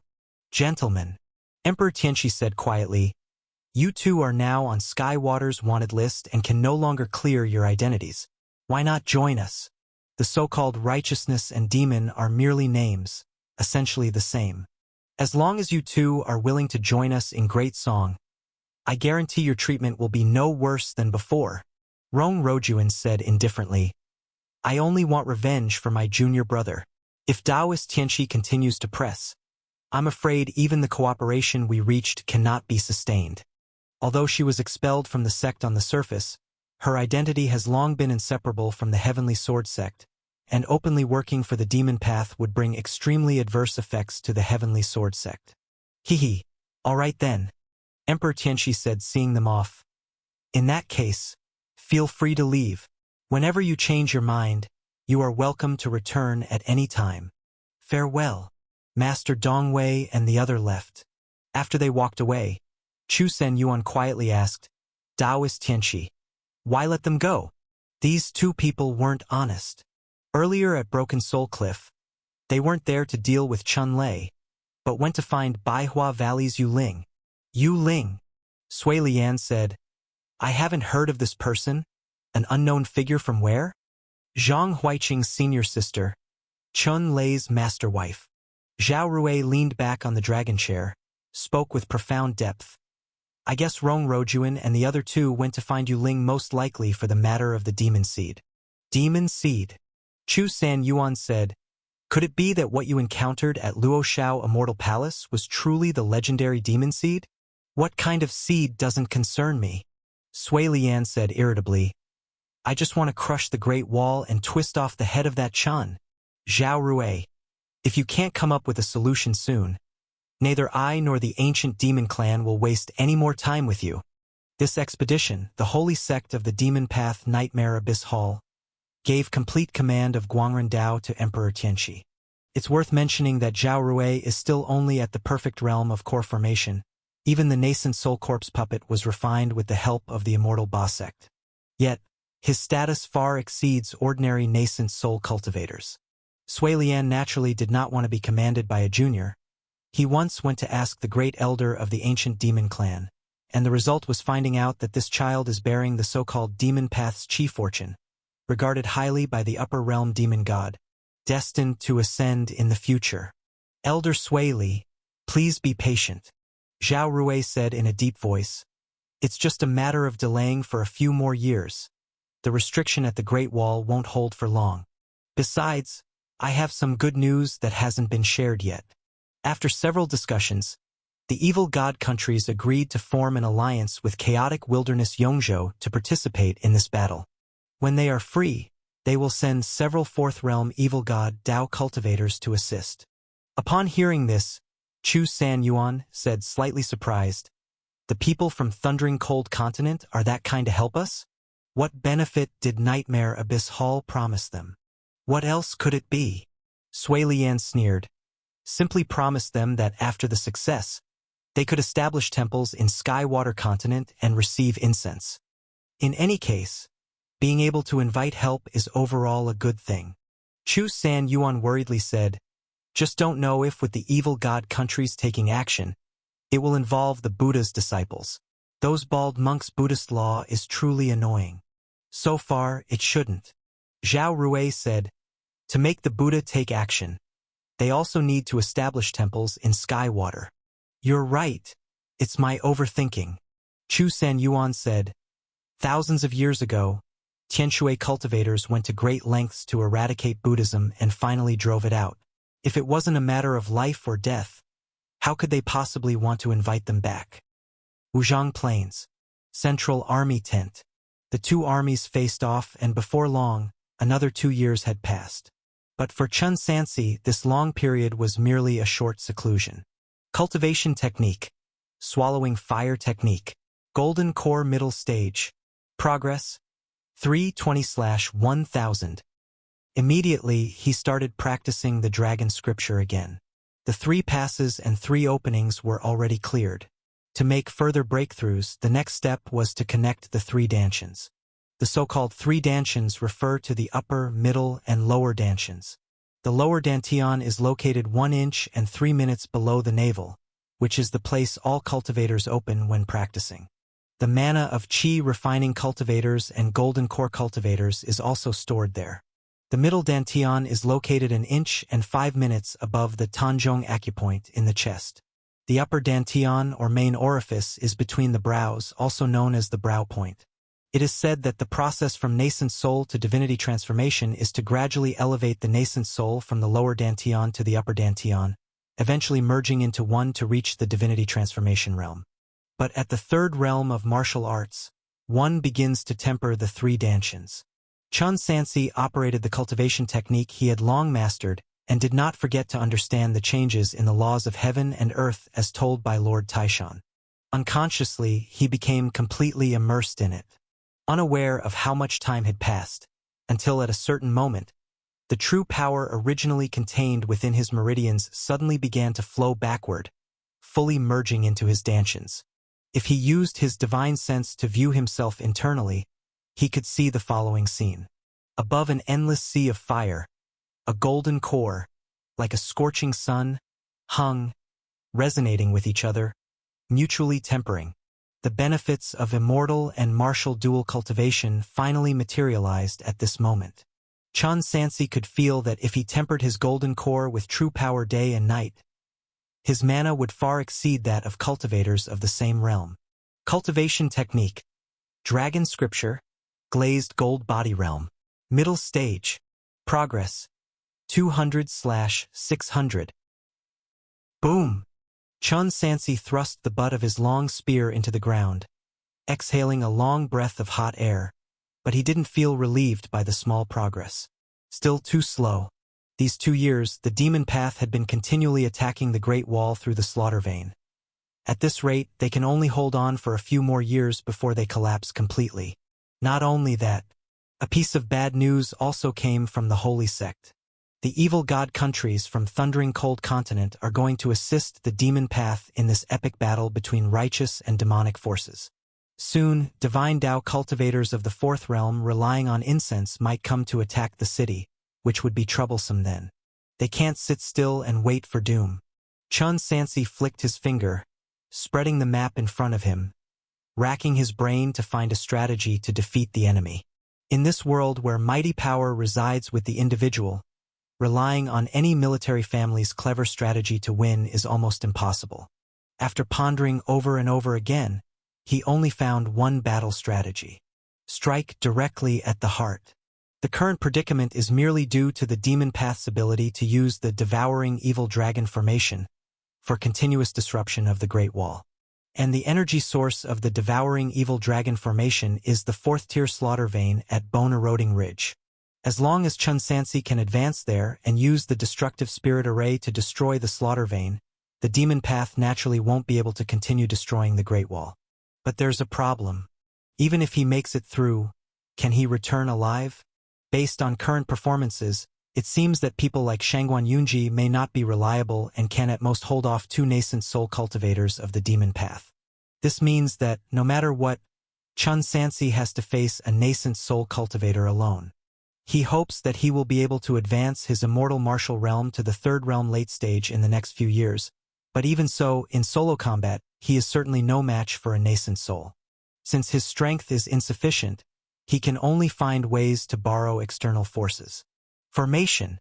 Chun Sansi has another advantage. After his breakthrough in talisman skill last time, he gained the entry of Talisman Array General Solution, which allows prepared formations to be stored in talismans. As forming an array often requires a lot of time, the enemy can't possibly watch idly. Therefore, ordinary array masters often need to plan and set up the formation in advance and lead the enemy into their array. But Chun Sansi doesn't need to. He can pull out a set of formations that require long preparation at any time, catching the enemy by surprise. He took out Heaven and Earth's Strange Gate record, left by the Horseman Servant, repeatedly reading through it before finally locking onto a formation. 3 Tribulations Extermination Array. This formation is a 5th-grade array, needing 3 different spirit veins as the array eyes, forming a 3-phase killing setup with terrifying power. A 5th-grade array. Seems far away for Chun Sansi, but he could adapt it, simplifying it to 4th tier. If he works a bit harder, becoming a fourth-tier array master shouldn't be a problem. The setup conditions for the 3 Tribulations Extermination Array are extremely demanding, requiring support from 3 different spirit veins, which is very hard to achieve under normal circumstances. However, Chun Sansi happens to have spiritual pearls. His master left behind 2 spiritual pearls, one sealing the ancestor vein of the ends of the earth, and another sealing the heavenly demon vein. If he uses the destructive spirit array to seal the slaughter vein at bone-eroding ridge, he can gather the 3 spirit veins. But beyond that, this formation also has extremely high material requirements. The core array plate requires Bodhi bone, and this material is only available under the rule of Buddhists in the Western continent. The Tianshui border isn't far from the Western continent. Moreover, among the ancient pill recipes Chun Sansi obtained, there is one pill that can accelerate martial arts progress, which also originates from Buddhism. While contemplating subsequent arrangements, a burst of cold wind suddenly blew into the tent, flickering the candlelight. "Senior sister? Why did you lift your disguise?" Chun Sansi looked up to see a graceful silhouette quietly appearing. Today, senior sister didn't use a black silk band to cover her eyes, and her blood jade-like pupils appeared especially vivid under the moonlight. "No, something is off. It's you." Noticing something was wrong, without saying a word, he picked up the long and bright silver spear and stabbed forward fiercely. Boom! The long spear fell, digging a huge depression in the ground, causing the entire camp to tremble. But the blind woman dodged early, appearing behind him. "Where does your killing intent come from, little brother? It seems like I haven't done anything wrong to you." Chun Sansi noticed that the demonic chi within her was much weaker than expected, now approximately only late-stage core formation. "I've temporarily suppressed my cultivation." The witch offered an explanation. Only then did Chun Sansi put away his long spear. The commotion from earlier drew many soldiers quickly closer, and he shouted loudly, "I am fine, just practicing spells. Please retreat." Once it quieted down outside the tent, Chun Sansi asked, "What are you here for?" The witch approached Emperor Tianwu's desk, lightly picked up a wine cup between 2 fingers, gently opened her lips, and slowly poured the remaining half-cup of wine into her mouth before letting out a cold and slightly mad voice. "I want to ask for a favor, little brother." "Little brother?" Chun Sansi frowned. The witch teased, "I don't even know how many ages I've lived through. Isn't it right to call you little brother?" Chun Sansi, unwilling to argue over such matters, said, "Tell me, what do you want from me?" "Accompany your sister to the Western continent." The witch poured another cup of wine and sent it to Tianwu's mouth with the blade of a sword. "Drink." Under the influence of her demonic chi, the surface of the wine in the cup appeared with pretty ice flowers. Chun Sansi took the wine cup and sipped it lightly. Immediately, a wisp of demonic chi flowed from his abdomen to his limbs and bones. He quickly regulated his breath and discovered that this demonic chi could actually temper the body. "Is this your sincerity?" He looked towards her. "What are you going to do in the Buddhist land? It's not your place to interfere." The witch emphasized, "You just need to tell me, are you going or not?"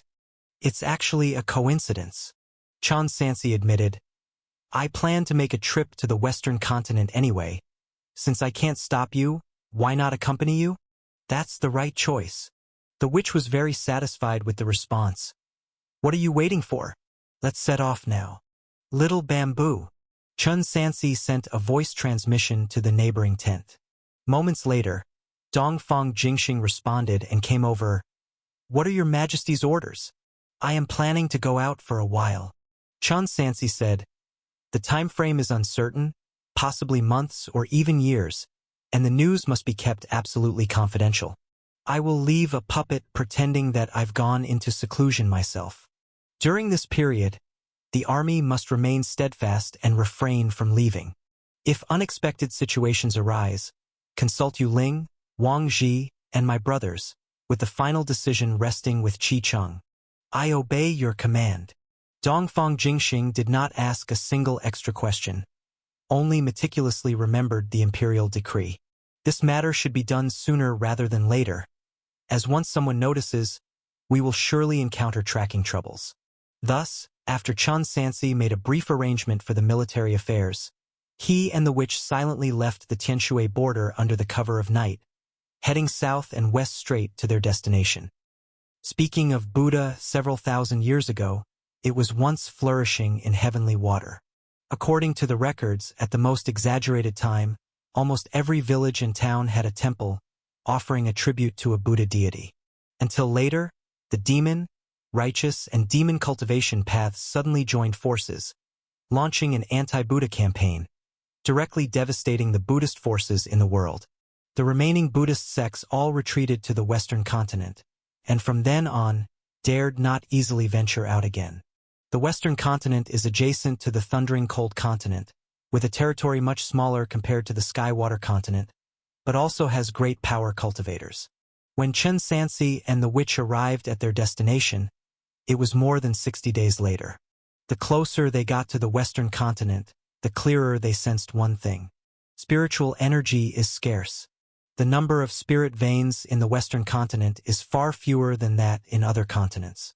Even if cultivation can rely on incense, heavenly materials, and earthly treasures, or spiritual beast breeding, they also require spiritual energy. This shows that Buddha's recent life over thousands of years has indeed been quite tough. True Monarch Temple. Chun Sansi and the witch stopped at a village entrance. This place is called Slant Moon Path, considered a remote border of the Western continent. In front of them stands a temple seemingly recently built, but the decoration is quite simple, transformed from a dilapidated tile house. And it seems it's not a Buddhist temple. Out of curiosity, Chun Sansi stepped over the threshold, peered inside, and saw a clay divine statue standing behind the simple offering platform. On the plaque in front, several large characters are engraved. True Monarch of 10,000 Spirits Candle Light. Looking again at the statue's face, his lips slightly curled into a smile. He couldn't help but chuckle lightly. This kid. How dare you? A villager who had just arrived for offering heard this and shouted angrily. Where are you from? Daring to disrespect the true monarch. True monarch. Chun Sansi asked, is this the title you've given to this kid? If you continue to disrespect the true monarch, I will be impolite. The villager waved his fist. The true monarch you speak of, is he very young? Chun Sansi inquired. Why would you be willing to start a sect and build a temple for him? It seems you truly haven't heard of the true monarch's reputation. The rough man said, fine, let me explain it to you thoroughly so as not to offend again. Turns out that around 2 years ago, a cultivator wielding a hook-scythe spear appeared around Slant Moon Path. Upon arrival, he first killed corrupt officials, then eradicated all the demon cultivators and demon practitioners causing trouble in the mountains, gaining instant fame. In many places, numerous locals voluntarily founded sects and built temples for him, calling him True Monarch of 10,000 Spirits Candle Light. And this true monarch was naturally Chun Sansi's eldest son, Prince Yu of the Great Han, Chun Due. Before the righteous and demon war began, Chun Due had already ventured alone into chaotic wilderness Yongzhou, collecting incense through various methods for years to cultivate martial arts. The father and son had been out of contact for a long time. Unexpectedly, he had wandered to the Western continent. Seeing his elder son safe, Chun Sansi felt a sense of relief. We've worshipped the Bodhisattva for so many years, what good did it do? A true monarch like this, often showing spiritual presence to eliminate harm for the people, is the true Bodhisattva, the man said, arriving in front of the offering table. He hadn't brought any offerings, nor did he bow, only lit 3 sticks of sandalwood, inserted them into the incense burner, and sincerely put his hands together, slightly bowed. Just because, below the true monarch of 10,000 Spirits Candle Light plaque, there was a line of small text. I eat incense stipend, you get protection. No debts between us, why kneel? This child's temperament hasn't changed at all. The principles for the country and the people have been taught countless times. Yet Chun Due has always pretended to understand on the surface, inwardly still indifferent to those who have no relation to him. But regardless of the purpose, this kid objectively is doing good things. After figuring out what kind of temple this is, Chun Sansi prepared to turn and leave. At that moment, they suddenly heard a large group of footsteps outside, the sound approaching rapidly to the outside of the true monarch temple.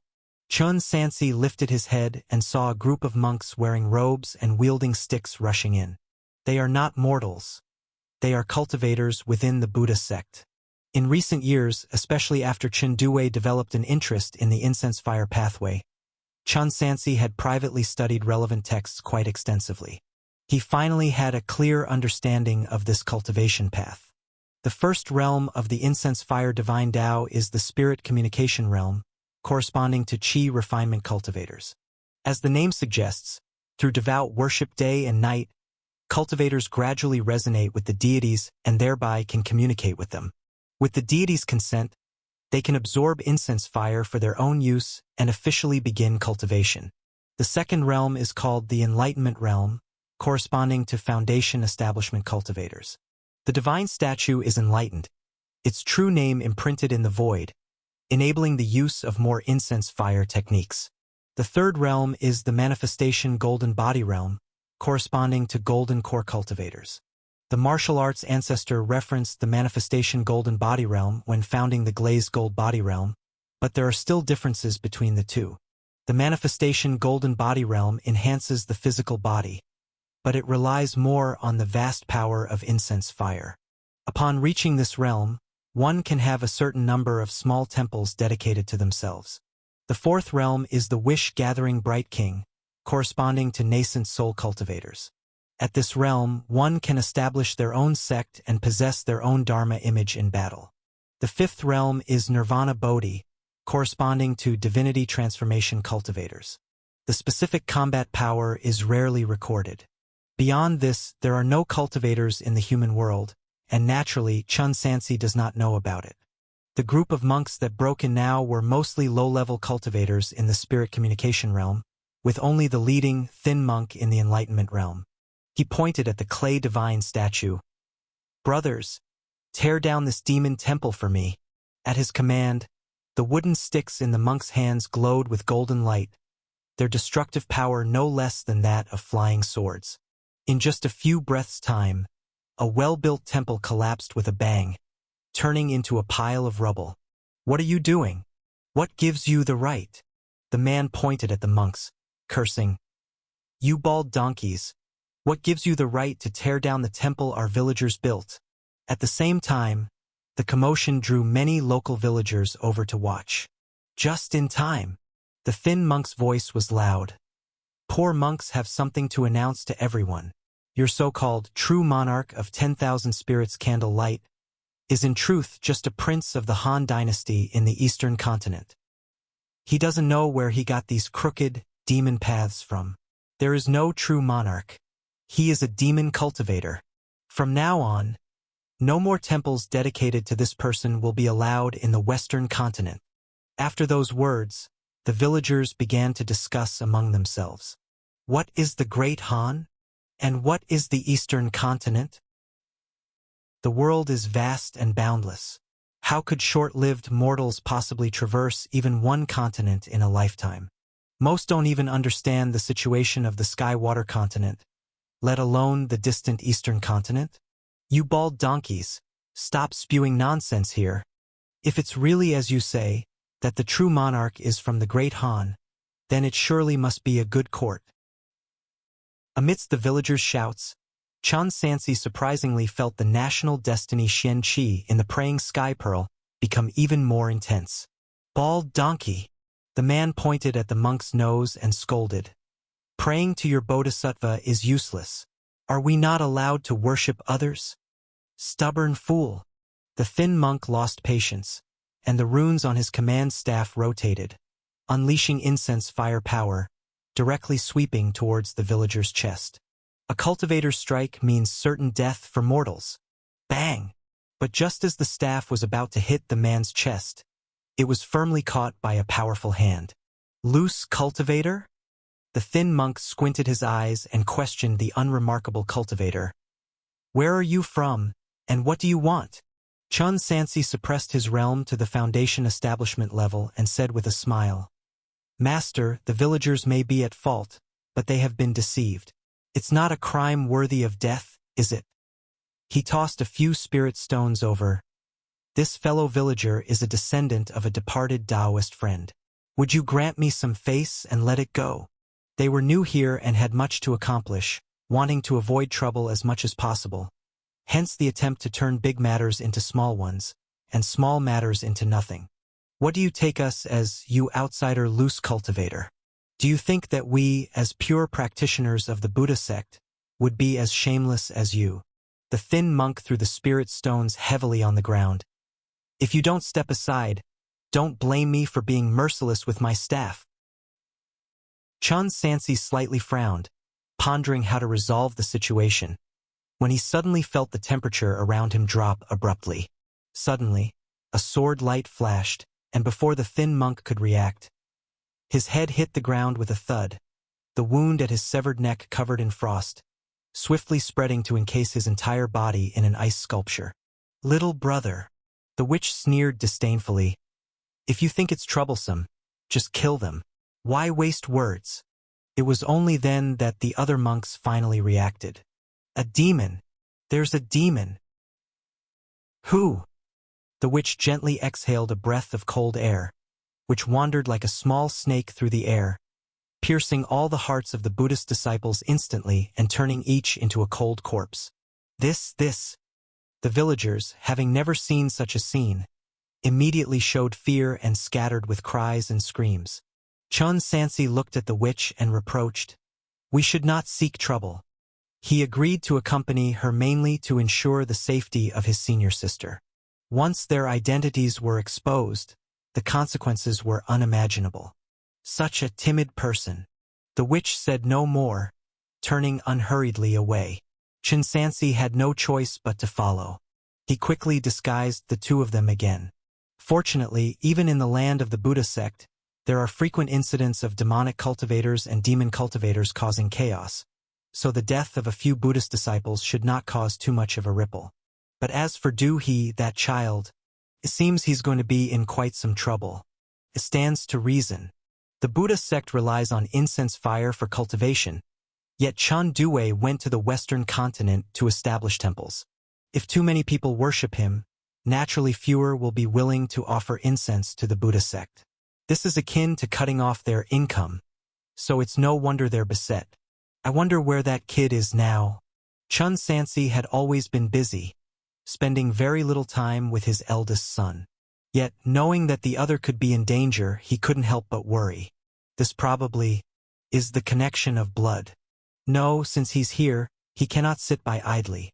At the very least, he must find out about Chun Due's whereabouts and bring him along to be at ease.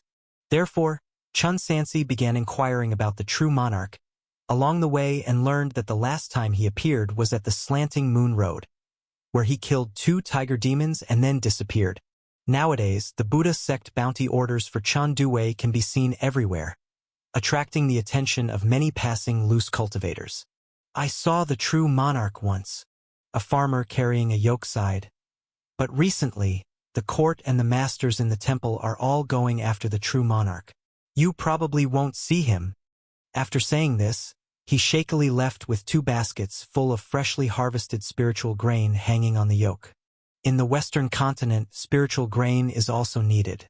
The Buddha sect's cultivation doesn't require spiritual energy, but it does require elixir pills, and spiritual grain is the basic material for elixir pills. Besides, there is also a court in the Western continent called the Great Gene, which holds a status equivalent to the Great Song in the Skywater continent, mainly a puppet assisting the Buddha sect in managing mortal affairs, essentially a second-class sect.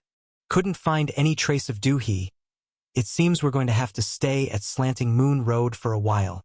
As Chun Sansi inquired along the way, he learned that the largest sect in Slanting Moon Road is Vajra Temple, which has many workshops under its command, where even outsider loose cultivators can freely trade. Fortunately, they can also stay here and look for what they need. The Bodhi bone for making the array plate, and the Brahma Heaven twin vine needed for alchemy. The Brahma Heaven twin vine is a rare species, but since it's specifically cultivated, it should be possible to directly purchase it through trading. As for the Bodhi bone, it is something that can only be chanced upon and not sought. This item is a unique mutation that emerged after the Bodhi tree gained spiritual wisdom, making it an excellent material for crafting magical treasures or formations. Rarely seen in everyday life, and even when available, it's often not for sale. But this time on his journey, Chun Sansi brought a lot of high-grade heavenly materials and earthly treasures from the Floral Medicine Palace, confident that if he offered a high enough price, he would certainly find a seller. The 8 Treasures Workshop is the largest industry under the Vajra Temple's slanting moon path, holding 2 third-stage spiritual veins and occupying 8 mountain peaks. They arrived at the workshop, intending to both continue searching for Chandu's whereabouts and handle their own matters. Upon stepping into the workshop, one could see cultivators coming and going, a bustling scene, enough to show its popularity. Moreover, it seemed overly prosperous. Chun Sansi looked around, seeing nothing but heads, people so densely packed that they were almost chest to back, clearly abnormal. Not only were there a large number of outside loose cultivators, but also an abundance of mortal commoners gathered here. After inquiring, he learned that the Buddhist saintess was traveling through this place today. Every 10 years, the Buddha would send people on public pilgrimages. They would vanquish demons, eliminate evils, relieve disasters, and at the same time, take encountered, destined ones into the Buddhist holy sect as inner sect disciples for cultivation. And this was the reason why the 8 Treasures Workshop gathered a large number of loose cultivators. A closer look would reveal that the loose cultivators in the workshop were either young and had just entered the Tao, or were middle-aged individuals stuck at a bottleneck in their cultivation.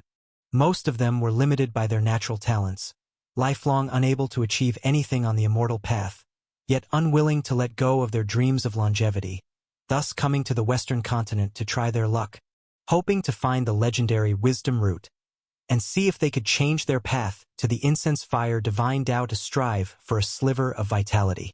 Longevity. Chun Sansi sighed inwardly. Throughout his journey, he had seen countless people who could have lived a peaceful life, but due to their obsession with immortality, they ended up dying without a proper burial, never enjoying a moment of happiness. The so-called longevity might just be a bigger cage. Of course, one could also think from another perspective. Precisely because of the principle of the universe escaping from one of the 50 generations of refusal to give up and advancement have led to the flourishing state of human society today. I am. Chun Sansi regained his senses. Somehow, he had recently found himself unconsciously contemplating these issues. Perhaps it was nearing his 60s, or perhaps as his cultivation grew, approaching the nascent soul stage, his mindset grew along with it. He collected his thoughts and prepared to buy materials from a nearby pharmacy. At that moment, a green simurgh suddenly swept across the sky, and the entire long street was filled with a clear Buddhist chant. A distant commotion arrived first, then the crowd parted like waves, forming a wide path. Here it comes. I finally encountered it. The surrounding cultivators stretched their necks to look, their heads moving like the tide.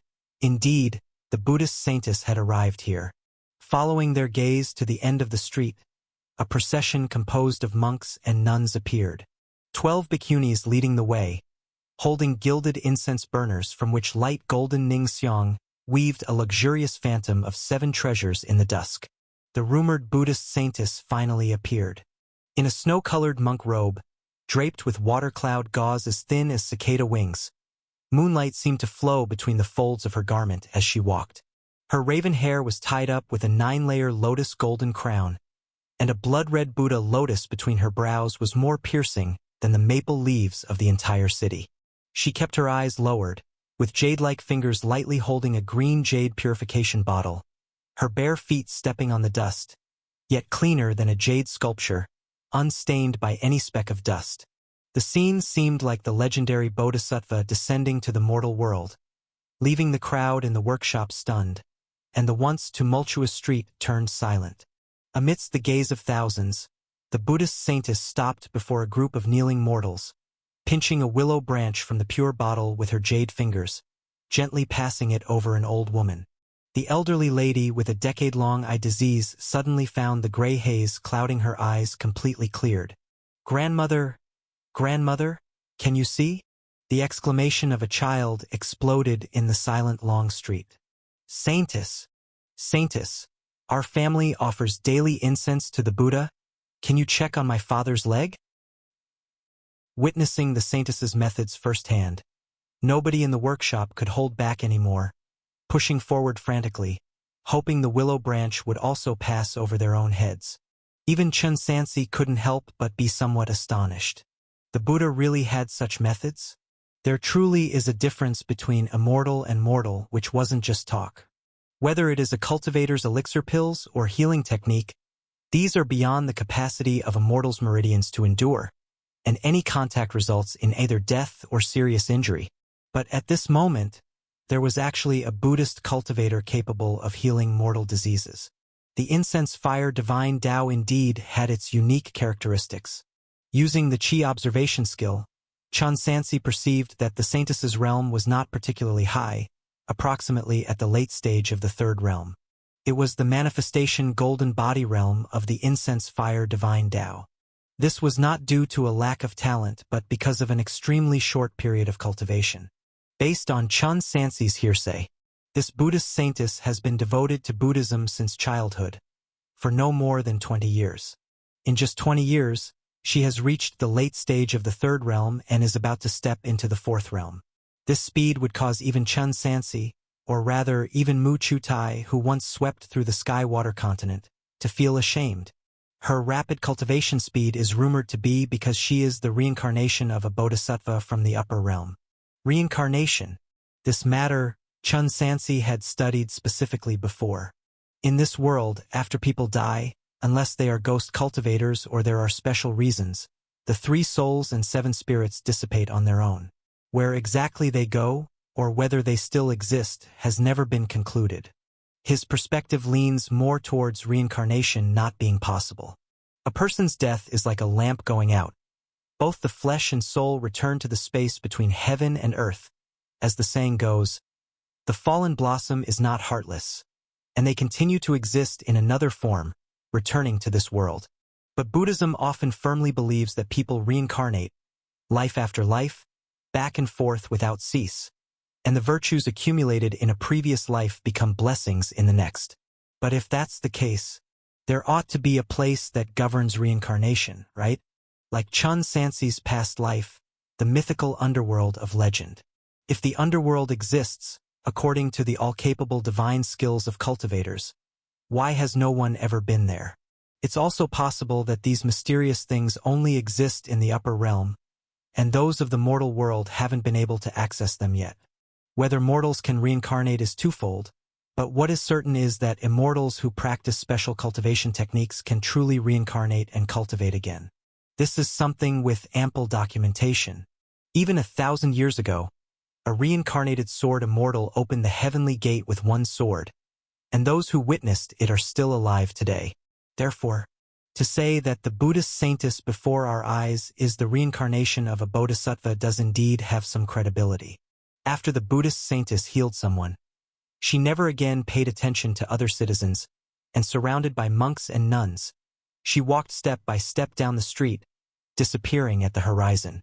Those cultivators who originally hoped to be accepted as Buddhist disciples were all deeply disappointed.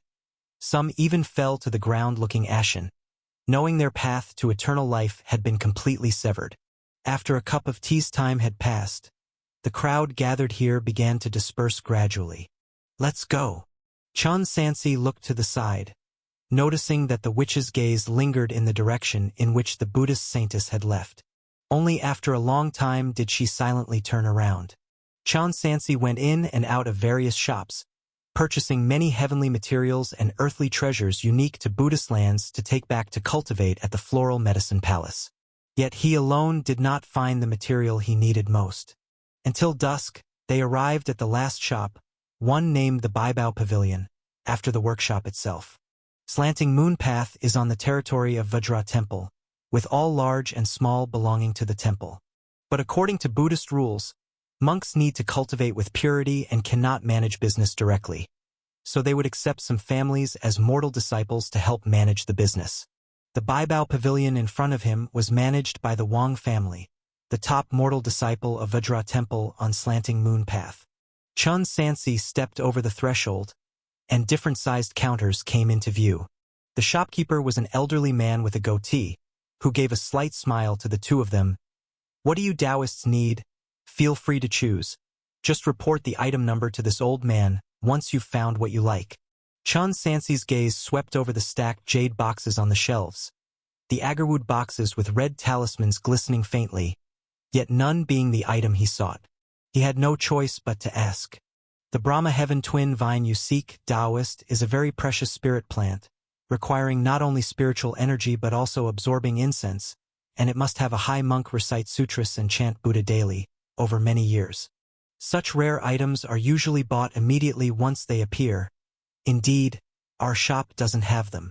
The old man stood behind the counter, the shopkeeper clattering his jade abacus. "But we do have many other good things in our shop. Taoists can take a look. Perhaps there's something useful?" Chun Sansi felt slightly disappointed.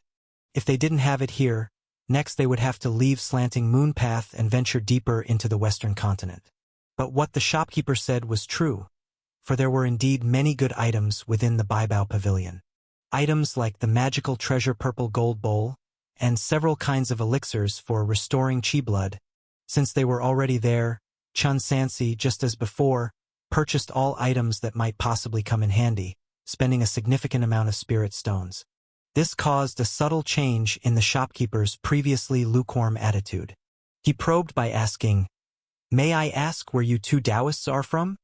"Oh," Chun Sansi replied, "I was originally a cultivator on the Sky-Water continent, but there's a great war going on over there, and it's foreseeable that unrest will continue for decades. Therefore, I've moved to the sheltered Western continent under Buddhism, planning to retreat here in peace. So, is it your intention to reside permanently here with us?" Chun Sansi guessed the other party's intention. "That's right. I am planning to rent a cave mansion on Slanting Moon Path. If I remember correctly, the Wang family who rents third-stage cave mansions should be affiliated with the Baibao Pavilion, right?" "Exactly," the shopkeeper said with a laugh. "The entire Slanting Moon Path, only the Wang family has a third-stage spirit vein. To be honest, I am of the Wang family. Since you plan to reside here, that means you have a fate with the Wang family, and I should also think of ways to help you Taoists. In fact, if you are in urgent need of the Brahma Heaven Twin Vine, there is still a place." "Really?" Chun Sansi feigned excitement. "If the shopkeeper can help me find the Twin Vine, in the future, all my and my family's needs will be purchased in your esteemed shop.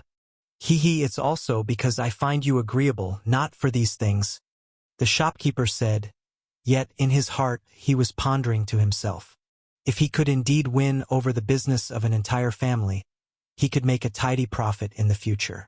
Moreover, looking at this person's massive purchase of elixirs and other items across various realms, it does indeed seem like there's a whole family. Such a big business deal must not go to others. With this in mind, the shopkeeper continued, 50 miles outside the workshop, there is an Arhat temple. Tonight at midnight, there will be an auction held there, which should have many good things, and the Twin Vine should appear." A square bronze token slipped from his sleeve. "The person managing the auction is an old acquaintance of mine. At that time, the two of you should hold this token to participate smoothly. However, whether you can bid successfully for the Twin Vine will be up to you." Chun Sansi bowed. "In that case, I thank the Taoist." He exchanged some pleasantries before taking the token and leaving. Finally, after so much effort, there was a lead. However, Chun Sansi did not rush there hastily but inquired further, finally understanding the origins of the auction. The Wang family helps Vajra Temple manage many businesses, but annually, over 70% must be handed over to the temple, and what's left after expenses is meager. To make some profit, they hold these secret auctions, as they have long-standing relationships only inviting regular customers or patrons who spend lavishly. "Let's go take a look tonight." Chun Sansi looked at the witch. "And you? What is it exactly that you are looking for?" "Oh, I don't care what you are planning. But since you are using my senior sister's body, I hope you act with caution and don't be as reckless as before."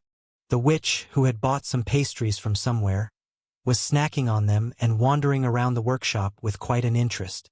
Her relaxed demeanor made it seem as if she was just on a holiday outing and not involved in a business. The witch ignored the reminder from Tianwu. Chun Sansi did not say much either, simply leading the group to the auction. Following the address provided by the Wang family's shopkeeper, they arrived at the entrance of a temple outside the workshop. This temple is named Puju Temple, a branch of Vajra Temple, occupying a small area, yet frequently visited by pilgrims. Inside the temple's main hall, what is worshipped is not a real deity but an elder of Vajra Temple, with the Dharma name Puju. Chun Sansi and his companions used the excuse of following a vegetarian diet for spiritual cultivation to temporarily stay in the temple's guest rooms located in the back courtyard. As honored guests, they were arranged to stay in a top-notch third-grade cave mansion. Not missing any opportunity to improve himself, Chun Sansi lifted his long spear and began practicing the dragon scripture. The glazed gold body realm originates from the Buddha. At that moment, practicing within the temple, feeling the incense permeating the world, greatly benefited his cultivation. It was a pity that many battles awaited him. Otherwise, staying a few years could have been a splendid choice. After cultivating until midnight, a monk gently knocked on the door, and he reluctantly put down the long spear. "Two benefactors." The monk clasped his hands, speaking in a calm tone. "Have you come to partake in the nighttime meditation?" "That's right." Chun Sansi presented a bronze token. After a careful inspection, the monk returned the token, gesturing, "Benefactors, please follow the humble monk." The group reached a side hall. The monk gently rotated the incense burner on the altar. Soon after, the Buddha statue behind shifted aside, revealing a mini transmission array hidden beneath. "With your token, you can activate the transmission array," the monk explained. "Upon arrival, someone will naturally come to greet you." "Thank you, young master." Expressing his gratitude, Chun Sansi activated the transmission array with the witch. The familiar dizziness of teleportation ensued. Once they were on solid ground, they found themselves in a different realm. This place was the interior of a pavilion.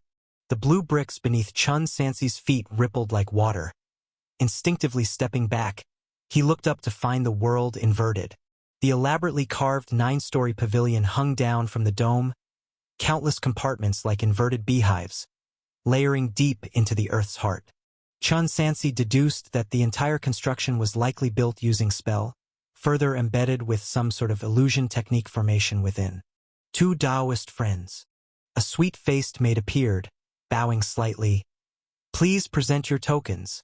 Chun Sansi handed over the token, and the maid offered each a mask before leading them to the transmission array at the center of the pavilion's ground floor, transporting them straight into a compartment.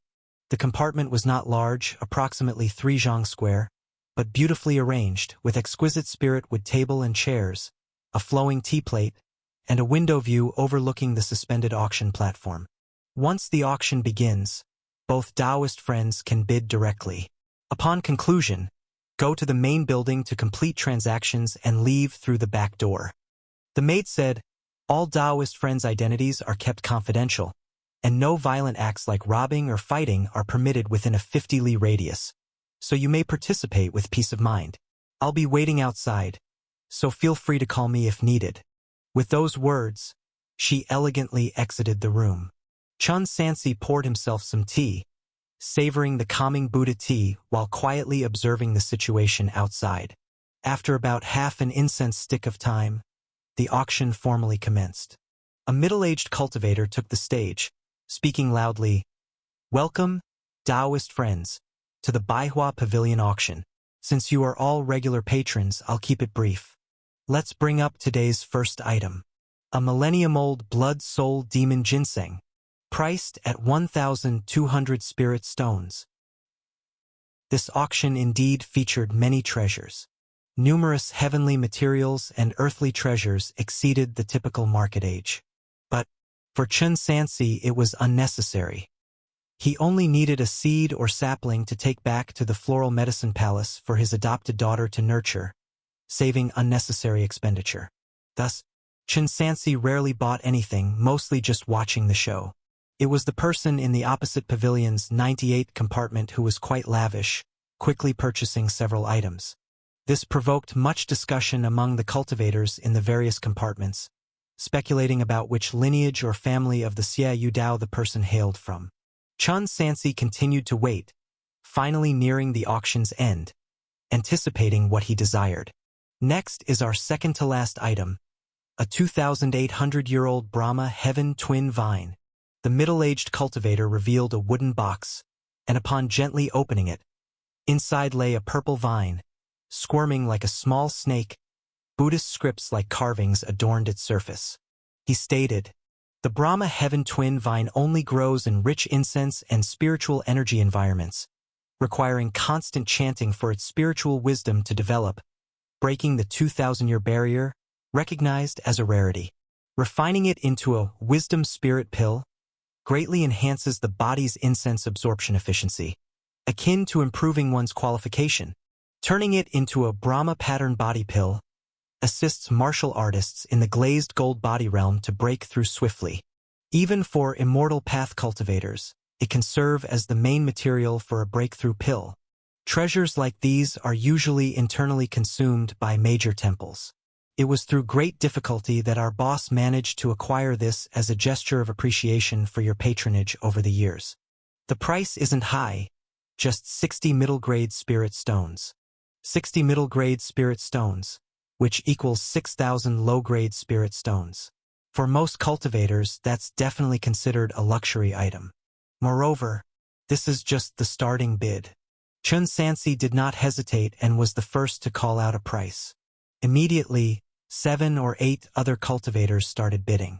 It wasn't until he raised the bid to 80 middle-grade spirit stones that the pavilion quieted down significantly. But there was one exception. The mysterious cultivator from box 98 refused to give up the fight. In the end, the two competed until the price reached a full 100 middle-grade spirit stones. Even Chun Sansi began to feel a bit of a toothache. He is undeniably a wealthy man now, but the funds in the treasury are not just for him. They are needed to support the court's expenditures.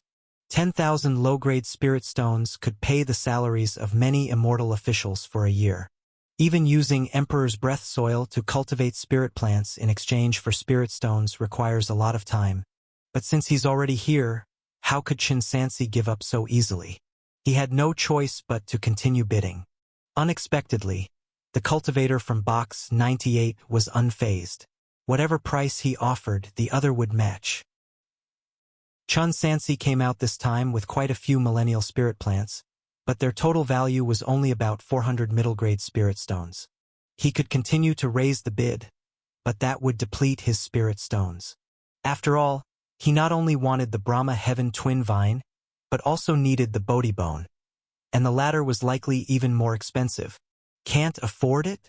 The witch noticed his predicament and, toying with the flowing water on the tea tray to create ice lotuses one after another, teased, "What? Do you want to just snatch it? Don't fool around."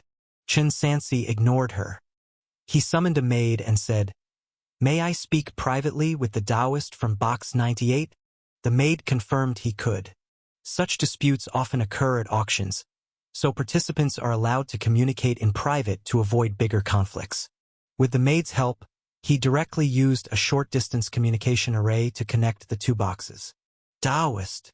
Chun Sansi transmitted through the array, "I desperately need the twin vine, but I was in a hurry when I left and didn't bring enough spirit stones. I wonder if you could let me have the twin vine? Name your price, just leave me your contact information, and I swear I will repay you." The other end was silent. Peering from afar, he saw the window of box 98 opened, letting him spot those sitting inside. Inside the box sat a male and a female cultivator. Both wore masks, rendering their true appearances indiscernible. The male cultivator wore a light gray cloud-patterned robe and had a mundane incense bag hanging from his waist. Chun Sansi's pupils showed a hint of surprise. The mysterious cultivator met his gaze, holding a teacup, and harshly spat out, "Get out!" Chun Sansi's eye twitched, his fists clenched involuntarily, but he eventually restrained himself, closed the door and window, and slowly sat back down. "I say, brother," the witch mocked, "such a rude person, and you can tolerate it? Truly deserving of being Gue Mountain Lord's disciple. Do me a favor." Chun Sansi spoke. "Can you track this person? After the auction, take me to follow them." "Sure," the witch replied playfully. "Now you're talking. If you can't get it, you should take it. Why bother?" Chun Sansi remained silent. He announced his withdrawal from bidding, and the auction continued. The finale was a supreme magic artifact of the incense fire divine Tao, attracting a lot of competition. Surprisingly, it was again won by the cultivator from Box 98. This caused many cultivators to curse, yet they had to adhere to auction rules and left disgruntled. Remaining cultivators who won items were sent via transmission array to the top floor to pay and collect their items. It was soon Chun Sansi's turn. He entered a room and was greeted by a noble young master in luxurious clothes. The person looked extraordinary, yet a hint of sinister chi was hidden within. "Taoist, the items you bid for are all here." The young master tossed over a storage bag. "Please check carefully." No problem." Chun Sansi secured the items and paid the spirit stones. "Your invitation says you are a loose cultivator from out of town?" The young master personally poured tea for him. "That's right." Chun Sansi's invitation to the auction had been verified by the Baihua Pavilion shopkeeper. In recent years, many heavenly water cultivators have moved their entire clans to the western continent. We've welcomed quite a few in Xiaoyu Dao alone. The noble young master remarked casually, "I guess it's really chaotic over there." "Indeed." Chun Sansi made some perfunctory remarks, eager to leave quickly. But the noble young master clearly had an ulterior motive. He rambled on before coming to the point. "You being new here must find everything unfamiliar. Leasing a cave mansion for an entire family is enormously costly. I have a suggestion. Our Baihua Pavilion is planning to expand and urgently needs a core formation cultivator like you to oversee. If you're willing to join us, you can become a tributor of the Baihua Pavilion. Not only would you get a free spirit vein residency, but you'd also receive annual dividends. What do you think?" "That's a possibility." Chun Sansi didn't reject the offer directly. "But relocating an entire family is a big deal, so I would need some time to consider." "All right." The noble young master replied. "How should we contact you in the future?" Chun Sansi was about to make up an address when suddenly the door burst open. A Baihua Pavilion attendant rushed in urgently. "Young master, something's wrong.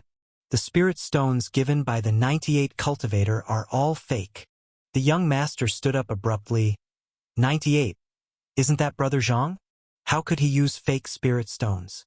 The attendant replied, "I checked with the Zhang family and found out that young Master Zhang has been missing for a while." "What did you say?" The young master's expression grew serious. "Quick, send someone to chase them, and also invite the elder." He was about to rush out, but then noticed Chen and his companion. "Dear Taoists, I have some urgent matters to attend to. Please consider my offer and contact me at Puju Temple later." Bang! With that, the young master dashed out. "Quick!" Chun Sansi looked at the witch. "Take me to pursue the people from Box 98. Above the wilderness, a man and a woman were flying through the air. "You've really got a knack." The female cultivator, who looked only 18 or 19, with a charming and cute appearance, praised her companion. "You actually thought of using refined hidden dragon crystal stones as counterfeit middle-grade spirit stones." "Shut up." The male cultivator stopped controlling the sky, looked at the gorge below, and said, "Hurry up with the array formation. Already prepared." The female cultivator jumped off the magical artifact, her hands moving continuously to hide array flags into the rock walls. "We must act quickly," the male cultivator said. "Once we get what we want from Wang, we need to leave immediately. or it'll be troublesome once the monks from Puju Temple arrive. Don't worry. The female cultivator continued with the array formation, adding, once in my sword array, he won't last more than a cup of tea's time. The male glanced at her, saying in a cold tone, after this is over, we will be even, and you will go your way while I go mine. TCH. The girl rolled her eyes and replied peevishly, I know. My true monarch of 10,000 spirits candle light. They're coming. Chun Due's eyes perked up, and he looked into the distance. Dong! Accompanied by the sound of a sonic boom, figures came controlling the sky. The noble young master led over a dozen attendants, followed by 5 or 6 monks. He shouted sternly at the man in the canyon. Who are you, and how dare you act recklessly on the territory of my Baihua pavilion? Wang Shuyan. Chan Due tore off the human skin mask on his face, revealing his true appearance. Who I am, you can see at a glance. Zhu Zhao, true monarch? Wang Xian squinted his eyes. It's you. Where is my brother Zhang Luer now? Where? Chan Due held the human skin mask. Where do you think this mask came from? Courting death. Bang! Wang Shuyan's leaf-shaped flying artifact emitted an explosive sound. He pulled out a pure black flying sword from his sleeve and charged straight into the canyon. A large number of attendants and monks followed closely behind. Chan Due stood amidst the gale, as purple incense fire divine power burst out from his body. A set of vermilion talisman armor covered his body, and he held an 8-foot hook scythe spear in his hand, the gun blade burning with purple flames, like a divine beast's head. He wielded the long spear, clashing with the incoming long sword, and as the two forces touched, a gale was instantly stirred up. You scoundrel, neither immortal nor martial, yet neither orthodox incense fire divine Tao. Wang Xian gritted his teeth as he contended with his opponent. What exactly do you cultivate? Want to learn? Chan Due's pupils shone with divine brilliance. His calm voice carried a hint of mockery. Worship me, and I'll teach you. How about that? Worship you? Ridiculous. Wang Xian was furious. The blood light on the sword blade flourished. Mana surged suddenly, and he barely managed to separate from the hook scythe spear, pulling some distance away from his opponent. Everyone, attack together. A crowd of cultivators surged forward, launching a seamless siege.